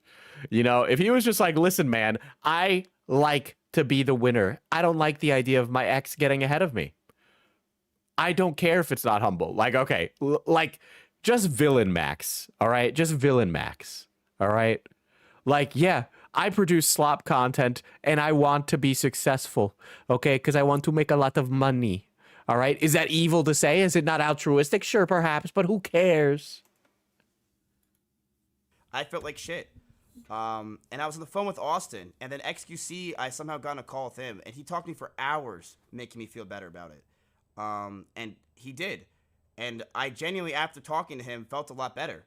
And I don't think he even realizes what he did for me in that call, but he really did help me a lot. I was nonstop. It's all I could think about is that she was beating me as a streamer and I was going to die. But then he reminded me that women have... Guys, I just want you to know that we're talking about a scale of streamer that is so astronomically ginormous that they would fill a stadium, okay? These people are so breaded, it would boggle your mind, okay? Have a cap and men just grow as streamers, and that's pretty much just fucking it. I don't know if I necessarily agree with that. I think we kind of live in a day and age where a woman streamer would be able to surpass a lot of these dudes, you know, because they could be everything a dude can be and hot. Like, I understand, like, there's hot men out there, but a lot of the top male streamers are ugly as hell, bro. So, felt a lot better after that. I really did. So, thank you to XQC. Female streamers reach a cap. I don't even know what that means. You're just, like, describing the glass ceiling, but by the nature of these systems that exist, there can't be a glass ceiling. And also, I admire him a lot as a streamer, you know? He definitely sets the bar when it comes to the amount of hours you're willing to put into streaming and the amount of time that you're willing to put into streaming. Guys, I'd hate to break your heart, but if you stream for 4 bazillion hours, okay, if you're locked in and live 24/7 every day, 7 days a week, you will never, ever reach their level. It doesn't work that way on Twitch anymore. All right. The majority of Twitch streams go viewerless. No one else does. But Diesel, women can't be funny. I've never met a funny woman before. I was terrified. I couldn't understand what was happening.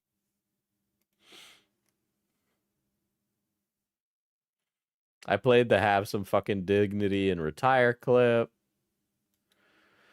I don't know who the fucking Kuquo is. My Mizkif essay and harassment experience. Our first hookup. I was so drunk I couldn't keep my eyes open. Originally, I was supposed to crash on the couch, but somehow ended up in his bed. I remember all I wanted was sleep, but he kept trying to kiss me and undress me. I finally let him have it because I was too dizzy to care anymore. Oh, vey. Oh, boy. It is something. All the chickens are very much coming home to roost, huh?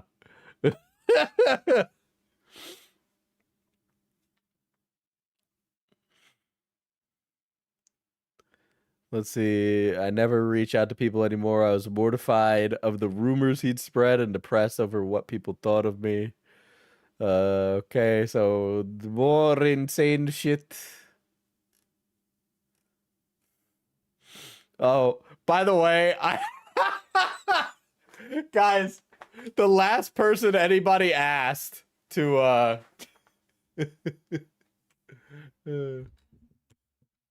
the last person anybody asked to comment on this would be Mizkif's sister.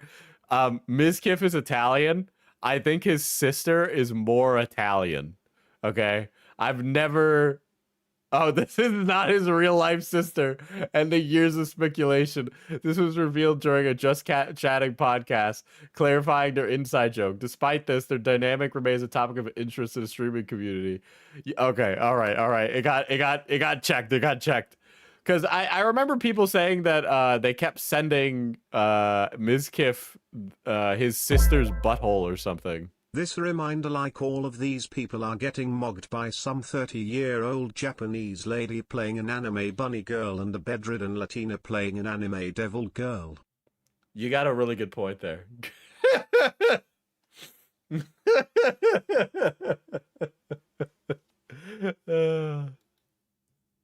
What's the game? Autism coin?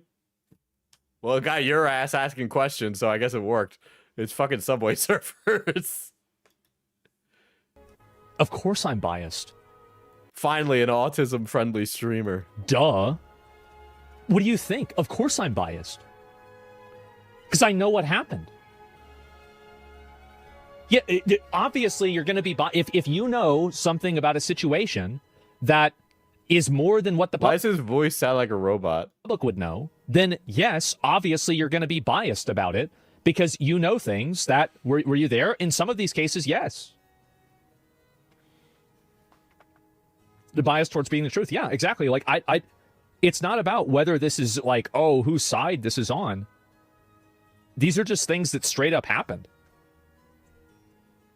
Like, I'm not saying every single thing that Emmy said is 100% accurate or every single thing Kyuko said is 100% accurate. I can't say that. For a legal reason, I can't say that. But what I can say is that the things that I have seen and everything that I have been witness to indicates that Miz is a liar. He's lied to OTK multiple. He lied to OTK multiple times about really big things. Dude, this is a really... I think this is a big indictment. Some people were like, I don't really think it's that big of a deal, Diesel. I think it is. I think for the Discourse TM, this is a big deal.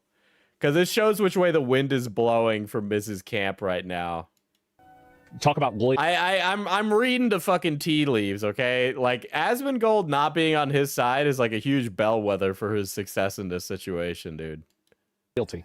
I think we should get Pirate Software's opinion on it. Dude, if this was Pirate Software, he would have been able to speed run the shit out of this. After, again, we all stuck our neck out and everybody went out of their way. Everybody went through and, you know, we all went through like with this big investigation and we tried to clear his name and we tried to bring him back in and support him through this and do everything. This is all while he was lying to us.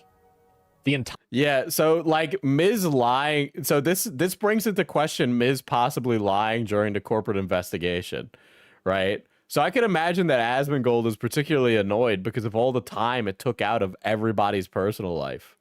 So it's starting to like this is like the guy's mad because of all the extra rigmarole he just put him through, right? So it's not even just that Miz lied about this, but there's a possibility that Miz lied about other things that were important.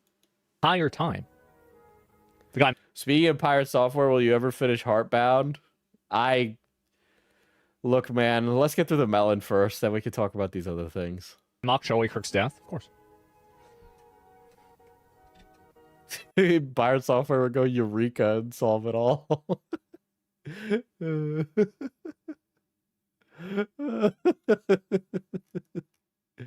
Oh my god. Why is Chibi Donkey talking about this? And so I get to the con. Oh my god, listen, everything that happened on Friday, I forget how to say her name. Why is this Funko Pop talking about Twitch rape?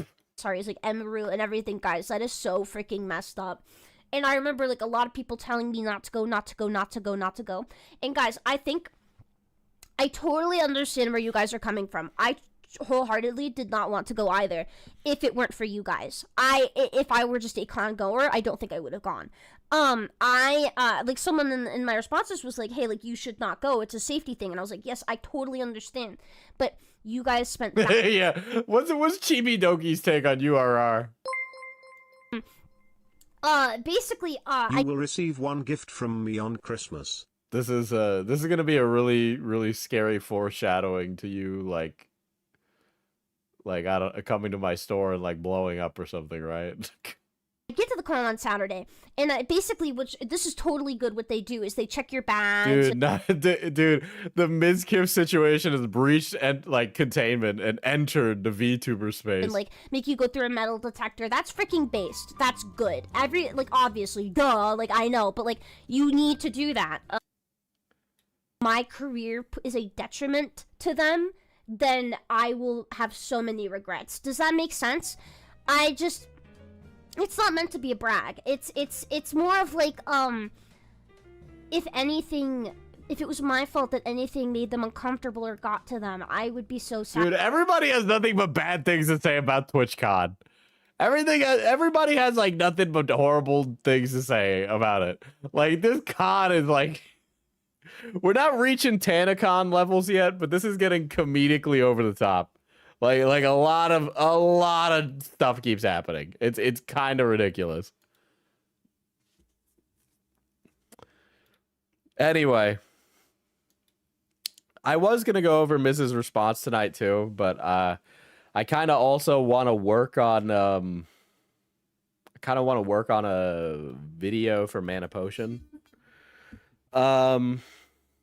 Yeah, I think I'm gonna do that, chat. I think I'm gonna do that. I think I'm gonna unplug and do that because I keep not doing it, and so I want to do it. This sweater makes my arms look short. Ridiculous. All right, well, get the fuck out of here.